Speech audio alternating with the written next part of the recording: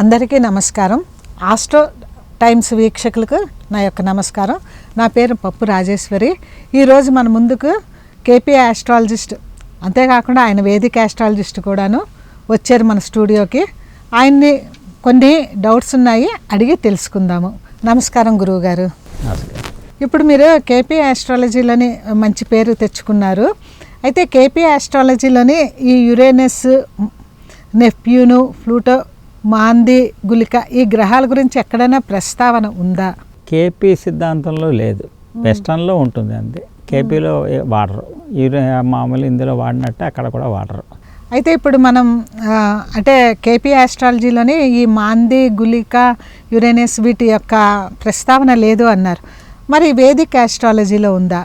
దానిని మనం ఎంతవరకు తీసుకోగలుగుతాం ఫలితాలు చెప్పడంలోని? వేదిక ఆస్ట్రాలజీలో ఉంటుంది. యురేనస్, నెప్ట్యూన్, ప్లూటో ఇప్పుడు వచ్చినట్టు కాక యమ, వరుణ అని చెప్పి వాళ్ళు ఉన్నాయి.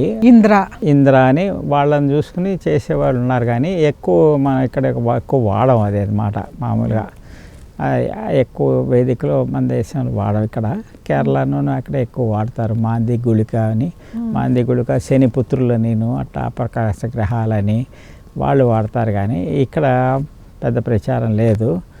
యురేనస్ అనగానే ఏంటంటే సన్ కంటే పవర్ఫుల్ అని, నెప్ట్యూన్ అనగానే వరుణదేవుడు నేను, వానకి నేను కొన్ని, ప్లూటో అంటే డిస్ట్రక్షను, రీప్రాసెసింగ్ అని చెప్పి ఇవన్నీ ఎక్కువ వాడతారు. కానీ ఎక్కువ ఫలిత భాగాల్లో ఎక్కువ మనకి అవి డైలీ దినచర్యలోనూ మా ఇండివిజువల్ చార్ట్స్లో మనకి పెద్ద రాదు. వాళ్ళకి దశాభక్తులు కూడా రావు కనుక వాళ్ళ టైమింగ్ చేయటం కూడా కష్టం. వాళ్ళని గోచారంలో తీసుకోవచ్చు. గోచారంలో తీసుకునేటప్పుడు ఏంటంటే నెప్ట్యూను మూమెంట్స్ని బట్టి కొంత హెల్త్ చెప్పచ్చు. అట్లాగే యురేనస్ మూమెంట్ని బట్టి కొంత మానసిక ఉద్రేకత ఇదంతా కొన్ని చెప్పచ్చు అనమాట. పవర్ ఎక్కువ, హైలీ పవర్ఫుల్. సన్ కంటే చాలా వేడిగా ఉంటాడు యురేనస్ అనమాట. అందుకని ఆ వేడి ఉష్ణత అది.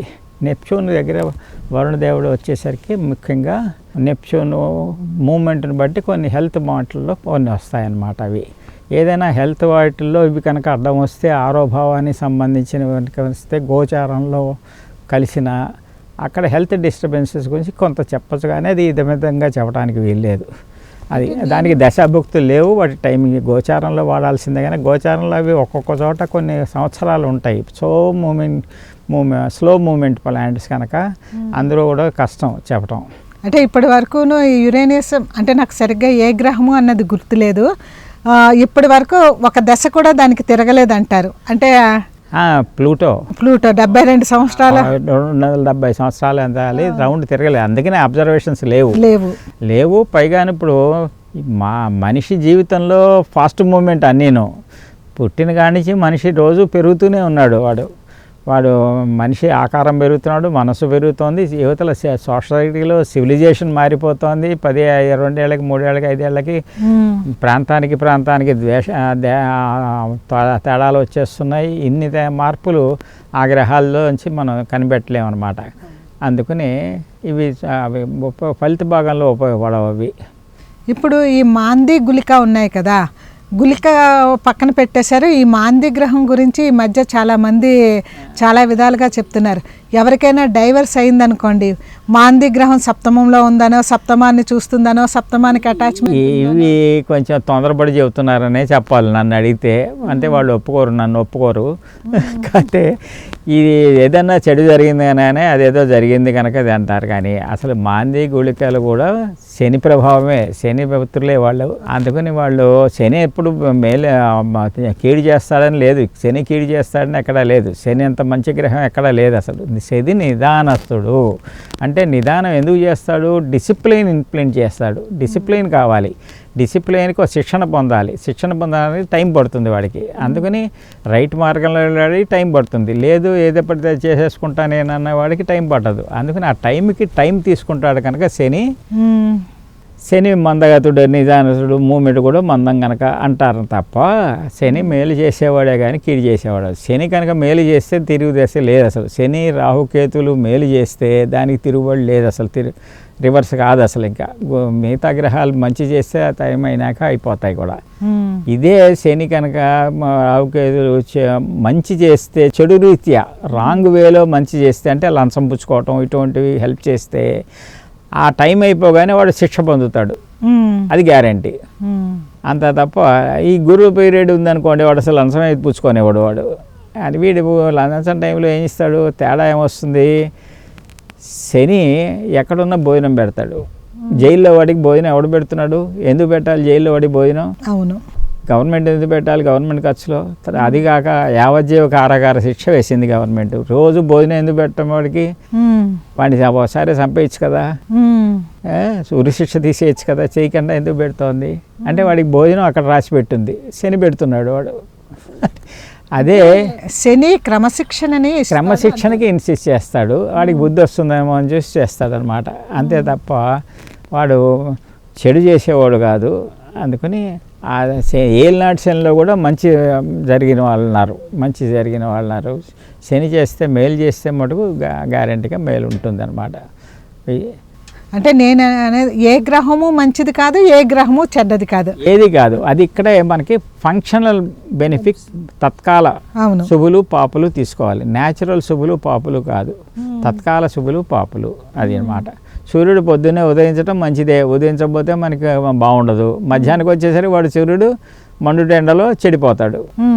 అది కానీ అది అట్లా తత్కాల అంటే తత్కాల అనేసి ఏమవుతుంది, వాడి భావాధిపత్యం ఏంటి, భావలో ఎందుకు ఉన్నాడు, ఏ భావాలతో సంబంధం ఉంది, అవి తత్కాల అన్నమాట. లగ్నాత్తు తత్కాల సంబంధాలన్నీ శుభులు పాపుల్ని చూసుకుంటే ఫంక్షనల్ బెనిఫిట్స్ బెనిఫిట్స్. కేపీలో ఎక్కువ చూసేది ఫంక్షనలే, నైసర్గిక తత్వాలు చూడం. ఎక్కువ ఫంక్షనల్ బెనిఫిట్సే చూస్తాం, భావా చాటే చూస్తాం. అక్కడ రాశి చాటు మటుకు దృష్టుల కోసం చూస్తాం. అందుకని తేడా వస్తుంది అది. అయితే ఇప్పుడు బృహపరాశర హోరాశాస్త్రం ఉంది కదా, అందులోనే అప్రకాశ గ్రహాలని మాంది గుళిక గురించి చెప్పారు కదా. మరి అంటే జాతకంలో వాటి యొక్క ప్రభావం ఉంది కాబట్టి అక్కడ రాసి ఉంటారు కదా. ఉన్నది, వాటి ప్రభావం ఉంది. కానీ మనకి ఇక్కడ ఈ ఏరియాలో మనకి వాటిని చదివే అలవాటు లేదు. ఇప్పుడున్న కాల పరిస్థితులకి అంత స్లో మూమెంట్ ప్లానెట్స్తో సంబంధం లేదు. కొన్ని రిజల్ట్స్ చెప్తారు. ఎక్కువ వాడేది ఇప్పుడు కేరళ వాటిలో వాడతారు వాళ్ళు, అక్కడ ఆ ఏరియాలో ఎక్కువ. ఒక్కొక్క ప్రాంతంలో ఒక్కొక్క థీరీస్ డెవలప్ అయినాయి. కానీ ఇప్పుడు గ్లోబల్గా అన్నీ కలిసిపోతున్నాయి, కల్చర్స్ సివిలైజేషన్ అన్నీ కలిసిపోతున్నాయి కనుక ఇంత ఫాస్ట్గా మార్పులు వచ్చేవన్నీ దీనివల్ల వస్తుంది, దీనివల్ల రాలేదు అని చెప్పడానికి కష్టం. వాటికి దశా పీరియడ్స్ లేవు కదా, వాళ్ళని గోచారంలో తప్ప ఎక్కడ గోచారంలో కూడా వాళ్ళు చాలా స్లో మూవింగ్ ప్లానెట్స్ కనుక వాటిని ఆధారపడి మంచి కోసం వాళ్ళని ఆధారపడలేం, చెడు కోసం వాటి మీద ఆధారపడలేం. అది ప్రాబ్లం. ఇప్పుడు రాహువు కేతువులు ఉన్నాయి, శనివత్ రాహువు కుజవత్ కేతువు అంటారు కదా, అది ఎంతవరకు మనకి ఫలిత భాగంలో ఉపయోగపడుతుంది? రాహు కేతువులు క్యాటలిస్ట్ ప్లానెట్స్, నిజంగా స్వయప్రకాశ గ్రహాలు కావు. అవును, వాటికి ప్రకాశం లేదు. బైనాక్యులర్స్లో మనం గ్రహాలని చూడలేము. అవి ఎట్లా వచ్చాయి, మిగతా 7 గ్రహాలు మధ్యలో సన్నుండి చుట్టుపక్కల గ్రహాలు ఉండి అవి తిరుగుతూ ఉంటే, సన్ను చుట్టూ అవి తిరుగుతుంటే 7 టార్చ్ లైట్లు అనుకోండి, మధ్యలో సన్ను స్టెంప్ అనుకోండి 6 టార్చ్ లైట్లు అనుకోండి. ఆ టార్చ్ లైట్లు ఫోకస్ ఎక్కడ పడుతుంది, 2 లైట్లు కలిసినప్పుడు ఒక ఫోకస్ క్లస్టర్ ఆఫ్ రేస్ వస్తుంది, ఒక సముదాయం, కాంతి సముదాయం వస్తుంది. ఆ సముదాయమే రాహు. మనకు కనిపించే సైడ్ రాహు, అవతల సైడు కేతువు అనమాట. కాంతి సముదాయం, కాంతి క్లస్టర్ ఆఫ్ రేస్ అంటాం, కాంతి పుంజము అంటాము. అది మనకు కనిపించే సైడు అది నార్త్ సైడు, నార్త్ నోడ్ అంటాం. ఆ అవతల సైడ్ సౌత్ నోడ్ అంటే అది కేతు, నార్త్ నోడ్ అంటే కేతు. ఇది చంద్రుడి చుట్టూ మనం చూస్తున్నాం. భూమి నుంచి చూసేటప్పుడు ఇవి మనకి చంద్రుడి చుట్టూ కనిపిస్తాయి. మనకి చూసే రాహుకేతులంతా చంద్రుడు నోడ్స్ అంటాం, లూనార్ నోడ్స్. అట్లాగే ప్రతి గ్రహానికి నోడ్స్ ఉన్నాయి. రాహుకేతులు ఉన్నారు, గురుడికి ఉన్నారు, కుజుడికి ఉన్నారు, అన్ని గ్రహాలకి ఉంటారు. ఈ క్లస్టర్ ఆఫ్ రేసే కదా, వాళ్ళ అక్కడ పడినప్పుడు అక్కడ క్లస్టర్ ఆఫ్ రేస్ ఉంటాయి. కానీ మన జ్యోతిషంలో తీసుకునేది చంద్రుడు మనోభావం కనుక మనకి చంద్రుడితో పాటు ఆ చంద్రుడు నోట్స్ కూడా లూనార్ నోట్స్ కూడా రాహుకేతుల్ని తీసుకున్నాం. ఈ రాహుకేతులు వచ్చేసరికి ఏమైందంటే మొదట్లో మండేన్ ఆస్ట్రాలజీ గ్రహణాల కోసం రాహుకేతులు గ్రహణాలు ఎప్పుడు వస్తాయి అని రాహుకేతులకి మైథాలజీ స్టోరీస్ కూడా ఉన్నాయి. వాతావరణం ఆస్ట్రాలజీ, వాతావరణం మైథాలజీ, మండేన్ ఆస్ట్రాలజీ, అసలు వాళ్ళు అమృతం తాగారని వాడని ఆ స్టోరీలు ఇవన్నీ ఉన్నాయి. ఆ స్టోరీలన్నీ అట్లా చేసి సైంటిఫిక్గా చూస్తే ఈ రాహుకేతువులు వాళ్ళకి అవకాశం వచ్చినప్పుడు ఏ పని చేస్తారు అంటే రాహుకేతులు కాంతిపుంజం ఆఫ్ ఆల్ ప్లానెట్స్. అందుకని అన్ని ప్లానెట్స్ అందులో సమకూడి ఉన్నాయి. They are stronger than all planets.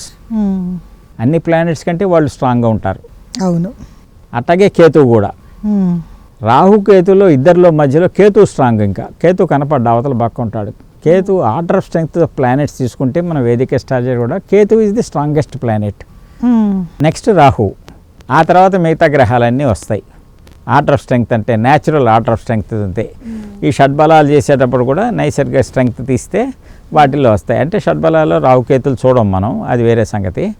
ఈ ఆర్డర్ ఆఫ్ స్ట్రెంగ్త్లో కేతు ఫస్ట్ వస్తాడు, రాహు తర్వాత వస్తాడు. వీళ్ళ ఫలితాలకి వీళ్ళకి ఏం చేశారు, ఒరిజినల్గా గ్రహణాలు ఎప్పుడు వస్తాయని క్యాలిక్యులేట్ చేయడానికే వాళ్ళని వాడారు. వ్యక్తిగత జాతకాల్లో తర్వాత వాడారు. తర్వాత వాడేటప్పుడు ఏం చేశారు, అందుకని వింశోత్తర దశలో వీళ్ళకి దశలు ఉంటాయి. అవును. మిగతా వాళ్ళతో పాటు నక్షత్రాల ఆధిపత్యం ఇచ్చారు కానీ రాసుల ఆధిపత్యం ఇవ్వాల. అవును. ఇట్లా చాలా రకాలున్నాయి. వారాల్లో ఆధిపత్యం ఇవ్వలేదు. అవును. హోరా, రోజు హోరాలో 24 గంటల హోరాల్లో ఆధిపత్యం లేదు రాహుకేతులకి. అందుకని ఇక్కడ తగాదా వచ్చింది క్లాసికల్ అస్ట్రాలజర్స్కి. వీడికి నక్షత్ర జ్యోతిష్యులు రాహుకేతులను ఒప్పుకున్నారు. వాళ్ళకి రాహుకేతులకి ఒక్కొక్కడికి ముగ్గురు నక్షత్రాలని ఓనర్షిప్ ఇచ్చారు. అందుకని వీళ్ళకి దశాభుక్తిలో వీళ్ళు వచ్చారు. వీళ్ళ ప్రభావం ఎక్కువ వచ్చింది. వ్యక్తిగత జాతకాల్లో ప్రభావం కనిపిస్తోంది. ఇక్కడ చాలా డిఫరెన్సెస్ ఉన్నాయన్నమాట రాహుకేతులకి ఇంత ఇంపార్టెన్స్ ఇచ్చినాక. అయితే వీళ్ళు ఏం చేస్తారు, వీళ్ళ దశాభుక్తిలో కానీ గోచారంలో కానీ ఏం చేస్తారు? మీరు చెప్పిన రాహు, శనివత్తు రాహు, కుజవత్తు కేతు అనేది ఎక్కువ గోచారంలో ఉపయోగపడుతుంది. రాహు ఏం చేస్తాడు, కేతు ఏం చేస్తాడు అనేది. ఇది కూడా ఎప్పుడంటే పూర్వకాలం నాగరికత అంతా డెవలప్ కానప్పుడు శని చేసే పని రాహు చేస్తాడని, అంటే చెడే. కుజుడు చేసే పని కేతు చేస్తాడని అదొక గోచారానికి పాతకాలంలో అలపడండి. ఇప్పుడు వచ్చేసరికి ఏమవుతుందంటే వేదిక అస్ట్రాలజీ కానీ కేపీ అస్ట్రాలజీ కానీ Rahu Ketu is a representative of all planets. అందులో ఎక్కువ ఎవరు చూస్తారు, ఎక్కువ ప్రభావం క్లస్టర్ ఆఫ్ ఆల్ ప్లానెట్స్, అన్ని రేసు కలిసి ఉన్నాయి. ఇందులో ఎవడు ఏ రాహు, ఒక జాతకం తీసుకుంటే ఆ రాహులో జన్మ జాతకం తీసుకోండి. ఆ రాహుని ఎవరు చూస్తున్నారు, ఏ ప్లానెట్ అయితే రాహుని చూస్తుందో ఈ రాహు ఆ ప్లానెట్ లక్షణాలు లాక్కుంటుంది. ఆ రాహు ఆ పని చేస్తుంది. ఫస్ట్ కంజాయింట్ ప్లానెట్, ఏ ప్లానెట్తో రాహు యుతి పొందింది ఆ లక్షణాలు రాహు వాడు చేస్తాడు. ఆ యుతి పొందిన ప్లానెట్ ఎక్స్కి ఏ భావాల ఓనర్షిప్ ఉంది, ఏ భావంలో ఉన్నాడు వాడు, కనెక్షన్స్, అది రాహు దశలో రాహు ఇవ్వచ్చు. కంజంక్షన్. నెక్స్ట్ ఆస్పెక్ట్, ఎవరు చూస్తున్నారు రాహుకేతుల్ని, ఆ ఆస్పెక్ట్ చేస్తారు. నెక్స్ట్ రాహు ఏ స్టార్లో ఉన్నాడు, స్టార్ అస్ట్రాలజీ నక్షత్ర జ్యోతిష వాళ్ళకి ఏ స్టార్లో ఉన్నాడు, స్టార్ లార్డ్ ఎవరు, ఆ స్టార్ లార్డ్ లక్షణాలు వీళ్ళు చేస్తారు. ఆ తర్వాత రాశి లార్డు తప్పకుండా ఉంటాడు, ఆ రాశి లార్డు పని వాడు చేస్తాడు. అందుకని వేదిక అస్ట్రాలజీ ఏ రాశిలో ఉన్నాడు ఆ రాశి లార్డు పని చేస్తాడని జ్యోతిషంలో చెప్పుకోవటం. గోచారంలో వచ్చేసరికి ఇట్లా అట్లా చెప్పేసి శనివత్ రాహు కుజవత్ రాహు అని ఒక నానుడు పడిపోయింది. కానీ ఇప్పుడున్న కాంపిటేటివ్ అండ్ కాంప్లెక్స్ సొసైటీలో ప్రతి క్షణం ఏ రాహు ఏం చేస్తున్నాడు, గోచార రాహు ఏం చేస్తున్నాడు, అందులో జనరకాల రాహుకేతులు ఏం చేస్తున్నారు ఇది చూడాలి. ఈ రాహుకేతులు స్ట్రాంగెస్ట్ ఎందుకు అయ్యారంటే of all the planets Ketu is the strongest అనమాట. రాహుకేతుల గురించి 11 సంవత్సరాలు రీసెర్చ్ చేసిన ఆయన మన ములుగు ఆయన ఉన్నారు, ఆయన ఇప్పుడు లేరు. పంచాంగం రాస్తారు, అతనేనా? పంచాంగం రాస్తారు. పేరు మర్చిపోయిన తర్వాత వాళ్ళ అమ్మాయి రాస్తోంది ఇప్పుడు. ఆయన 11 సంవత్సరాలు రీసెర్చ్ చేసి రాశాడు రాహుకేతుల మీద రీసెర్చ్ చేసి. ఆయన చెప్తాడు అందులో కేతువుకు వచ్చేసరికి ఏం చేస్తాడంటే అన్ని గ్రహాల కంటే స్ట్రాంగెస్ట్ కేతువు.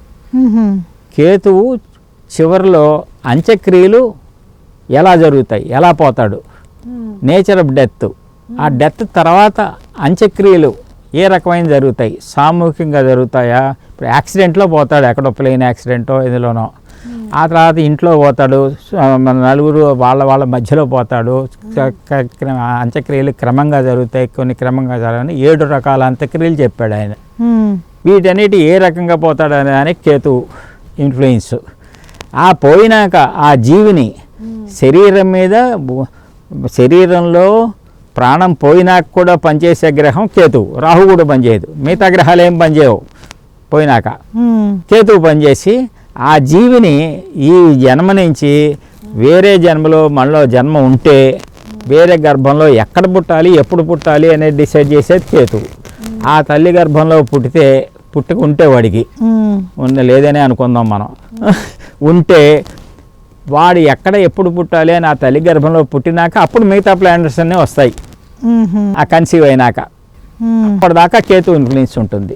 అది ఆ తర్వాత ఈ రాహుకేతు ఇన్ఫ్లుయెన్స్ ఆయన పుస్తకంలోనే రాశాడు. వరల్డ్ మొత్తం మీద ఎక్కడ ఉంటారు ఇన్ఫ్లుయెన్స్, కొన్ని దేశాలు కొన్ని పెట్టారు, కొన్ని గ్రహాలు కొన్ని దేశాలు కూడా ఇచ్చారు. ఈ రాహులు ఆయన చెప్పిన ఎగ్జాంపుల్ అదేదో ఒక ట్రయాంగిల్ ఉంది, బర్ముడా ట్రయాంగిల్, ఏదో బర్ముడా కాదు, బర్ముడా ట్రయాంగిల్, అది రాహువు. అవును, ఇక్కడ ఏ ప్లానెట్ వెళ్ళినా మింగేస్తుంది అది. అవి ఆయన రాశాడు, ఆయన పుస్తకంలో రాశాడు. ఆ తర్వాత ఆయన ముందే చెప్తాడు, మండేని కూడా చాలా చెప్పాడు ఆయన పంచాంగాల్లో. అందులో డిస్క్రైబ్ చేస్తాడు ఆ సంవత్సరం పంచాంగంలో చీఫ్ మినిస్టర్ ఎట్లా పోయాడు, ఎందుకు పోయాడు, ఎట్లా పోయాడు, నేచర్ అన్నీ డిస్క్రైబ్ చేశాడు ఆయన. అట్లా అప్పటి చీఫ్ మినిస్టర్. ఇన్ని రకాలుగా రాహుకేతు ఇన్ఫ్లుయెన్స్ ఉంటుంది మనిషి మీద. ఇకపోతే ఈ కాలసర్పయోగం అని ఒకటి తయారు చేశారు. నేను అదే ప్రశ్న అడుగుదాం అనుకున్నాను. ఈ కాలసర్పయోగం అనేది నిజంగా కాలసర్పయోగమా? అంత చెడిపోతారా? కాలసర్పయోగం అంటే ఏంటి? అన్ని ప్లానెట్స్ రాహుకేతు మధ్యలో పడతారు. బంధన యోగం అంటారు కదా, బంధన యోగం అంటారు. అది అంతరిక్షంలో ఏర్పడితే ఎన్నాళ్ళు ఉంటుంది? 3 నెలలు 4 నెలలు ఉంటుంది. ఆ 4 నెలలు పుట్టిన వాళ్ళందరూ చెడిపోయారా? పెద్ద పెద్ద ఐఏఎస్ ఆఫీసర్స్ అయిన వాళ్ళు బోల్డ్ మంది ఉన్నారు. కనుక సిద్ధాంతం కాదు, ప్రతిరోజు లగ్నం బయటకు వస్తుంది. అవును, లగ్నం 6 గడియల్లోంచి బయటకు వస్తుంది, రాశుల్లోంచి. అవును, చంద్రుడు 15 రోజులకు ఒకసారి బయటకు వస్తాడు. అవును, కనుక కాలసర్పయోగం బ్రేక్ అయింది. ఆ తర్వాత ఆ కాలసర్పయోగానికి 12 రకాల కాలసర్పయోగాలు చెప్పారు. ఇవి చెప్పారు ఈ వ్యక్తిగతాల్లోనే. ఇప్పుడు చంద్రుడిని తీసేస్తే నా జాతకం కూడా కాలసర్పయోగంలో ఉన్నట్టే. ఇప్పుడు కాలసర్పయోగం అంటానికి వీల్లేదు. ఇప్పుడు ఎందుకనంటే అక్కడ ప్రిన్సిపల్ ఏమిటి? ఆ కాలసర్పయోగం రాహుకేతుల్ని గ్రహణాలకి వాడే టైంలో మండే జాతకాలు, వ్యక్తిగత జాతకాలకు ఎందుకు వచ్చింది? ఇప్పుడు చేయాల్సి వస్తుంది. ఎందుకంటే వ్యక్తిగత జాతకాలు కాంప్లికేషన్స్ ఎక్కువైపోయినాయి. ఫుడ్, షెల్టర్, క్లోతింగ్ ఇదివరకు తేలిగ్గా దొరికేవి, ఇప్పుడు దొరకట్లా. అందుకని కాలసర్పయోగాలు చూస్తున్నారు. కాలసర్పయోగంలో ప్రిన్సిపల్ ఏంటంటే అర్గళం, పాపార్గళం, శుభార్గళం అని ఉన్నాయి. ఒక గ్రహానికి 2 అటు ఇటు పాపగ్రహాలు ఉంటే పాపార్గళం, ఇటు అటు శుభాలు ఉంటే శుభార్గళం. అవును, ఆ ప్రిన్సిపలే కాలసర్పయోగం. అన్ని గ్రహాలకి అటు ఇటు రాహుకేతులు పాపులు ఉన్నారు కనుక అది పాపార్గళం. అవును, ఆ ప్రిన్సిపల్ మీద అది చెడ్డదే అన్నారు తప్ప ఆ బాటిల్లో బాగుపడేవాళ్ళు ఉన్నారు, బాటిల్లో చెడిపోయేవాళ్ళు ఉన్నారు. చెడిపోవడానికి ఎన్నో కారణాలు ఉన్నాయి, వేరే గ్రహాల కారణాలు ఉంటాయి. ఈ శుభార్గలం పాపార్గలం కాక ఈ కాలసర్పయోగం అనేదే ప్రసిద్ధి అయిపోయింది. కానీ అక్కడ చూడవలసింది మీరు రాహు నుంచి కేతు దాకా ఉన్నారా, కేతు నుంచి రాహు దాకా వీళ్ళు యాంటీ క్లాక్లో మూవ్ అవుతారు. అవును, యాంటీ క్లాక్లో మూవ్ అయినప్పుడు కాల అంటే రాహు, శ్వేత అంటే కేతు, తెలుపు. ఆ కాలానికి బ్లాక్కి ఆపోజిట్ తెలుపు. రాహు ఇట్లా బుల్టా తిరుగుతాడు కనుక అటు నుంచి ఇటు కేతు దాకా ఉంటే కాలసర్పయోగం. అది కేతు నుంచి అటు ఉంటే శ్వేత సర్పయోగం. శ్వేత సర్పయోగంలో శుభులు ఉంటాయి, శుభాలు జరుగుతాయి. అంటే అక్కడ అర్థం ఏంటి? రాహు ఇటు తిరిగేటప్పుడు వాడి డైరెక్షన్లో కనుక అన్ని ప్లానెట్లు ఉంటే రాహు ఒక్కొక్క గ్రహాన్ని మింగుతూ వెళ్తాడు. పుట్టినప్పుడు జనన కాలం నుంచి బాడీ డెవలప్ అవుతోంది కనుక, పుట్టినప్పటి నుంచి తిరుగుతున్నాడు కనుక వాడు ఒక్కొక్కడిని మింగుతూ వెళ్తాడని. వాడు రాహు నోటితో మింగినా ఒకటే, కేతు తోకతో కొట్టినా ఒకటే మన ప్రాణానికి, అందులో అనుమానం లేదు. అయితే అక్కడ పవర్లు తగ్గిపోతాయి అని అర్థం. ఇక్కడ ఏమిటంటే కావాల్సింది రాహుకేతువులు ఈ కాలసర్పయోగం అండి ఏమనండి అసలు బాడీలో ఎక్కడ పనిచేస్తున్నాయి? బాడీలో అన్ని గ్రహాలు ఉన్నాయి. రవి ఎక్కడున్నాడు? టెంపరేచర్ ఒంట్లో ఎక్కడ పుచ్చినా ఒకటే టెంపరేచర్ ఉంటుంది. రవి ఒకటే టెంపరేచర్, హీట్ ఉండాలి. రవి జీవశక్తి. బయలాజికల్ క్లాక్ మనిషిలో ఉన్న clock charged by sun, activated by moon movement. Solar ఎనర్జీతో ఛార్జ్ అవుతోంది మన క్లాక్, మూన్ మూమెంట్తో తిరుగుతోంది, యాక్టివేట్ అవుతోంది గడియారం, బయలాజికల్ క్లాక్. అట్లాగే ఈ రాహు మూమెంట్తో పుట్టినప్పుడు రాహు ఎక్కడుంటాడు? ఆ రాహు ఎక్కడుంటాడు అంటే మనిషికి పైనుంచి కింద దాకా సహస్రాచారం, ఆజ్ఞాచక్ర, అక్కడి నుంచి కింద దాకా మూలాధార చక్రం ఉంది. మీ భర్త చాట్లో లగ్నం మర్చిపోండి, అన్నీ మర్చిపోండి, రాహు ఎక్కడున్నాడు? ఏదో రాహు ఇవాళ కుంభంలో ఉన్నాడు అనుకుందాం, ఇప్పుడు పుట్టినవాడికి శతభిషం కుంభం అనుకోండి. ఆ కుంభం దగ్గర పుట్టిన వాడికి ఆజ్ఞాచక్రం దగ్గర రాహు ఉన్నాడు. ఆ రాహు తిరుగుతుంటాడు, కుంభ నుంచి మకరానికి వస్తాడు, ఇటు వస్తాడు. అంటే ఆజ్ఞాచక్రం నుంచి కిందకి తిరుగుతున్నాడు, ఒక్కొక్క చక్రానికి తిరుగుతున్నాడు. అప్పుడు కేతు ఎక్కడున్నాడు? మూలాధారం దగ్గర ఉన్నాడు. ఈ మూలాధారం నుంచి ఇటు పైకి వెళ్తున్నాడు. వాడు ఇటు వస్తుంటే వీడు ఇటు వెళ్తున్నాడు.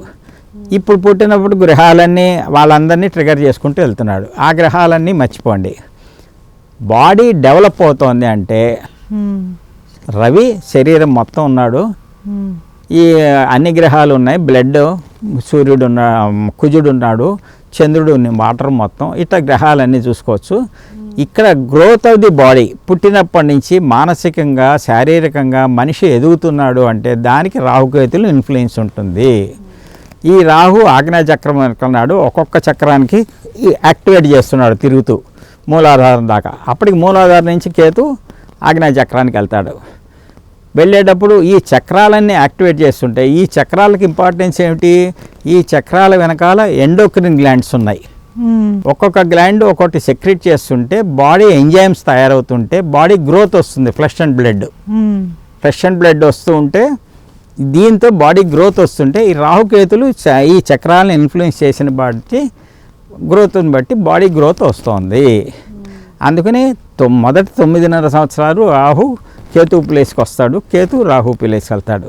ఆ తర్వాత 18 ఇయర్స్కి మళ్ళా కేతుకి రాహుకి వస్తాడు. అప్పటికి 18 ఇయర్స్ అవగానే మైనారిటీ పూర్తవుతుంది వాడికి, కుర్రాడికి, జీవికి. అంటే ఆ 18 ఇయర్స్ వాడి పర్సనాలిటీ డెవలప్మెంట్ అవుతుంది. అందుకని చైల్డ్ గ్రోత్లో ఎవ్రీ 1.5 ఇయర్కి రాశి మారుతున్నప్పుడల్లా ఎవ్రీ 1.5 ఇయర్కి there is a growth in that. Child growth development is indicated by the Rahu Ketu moments.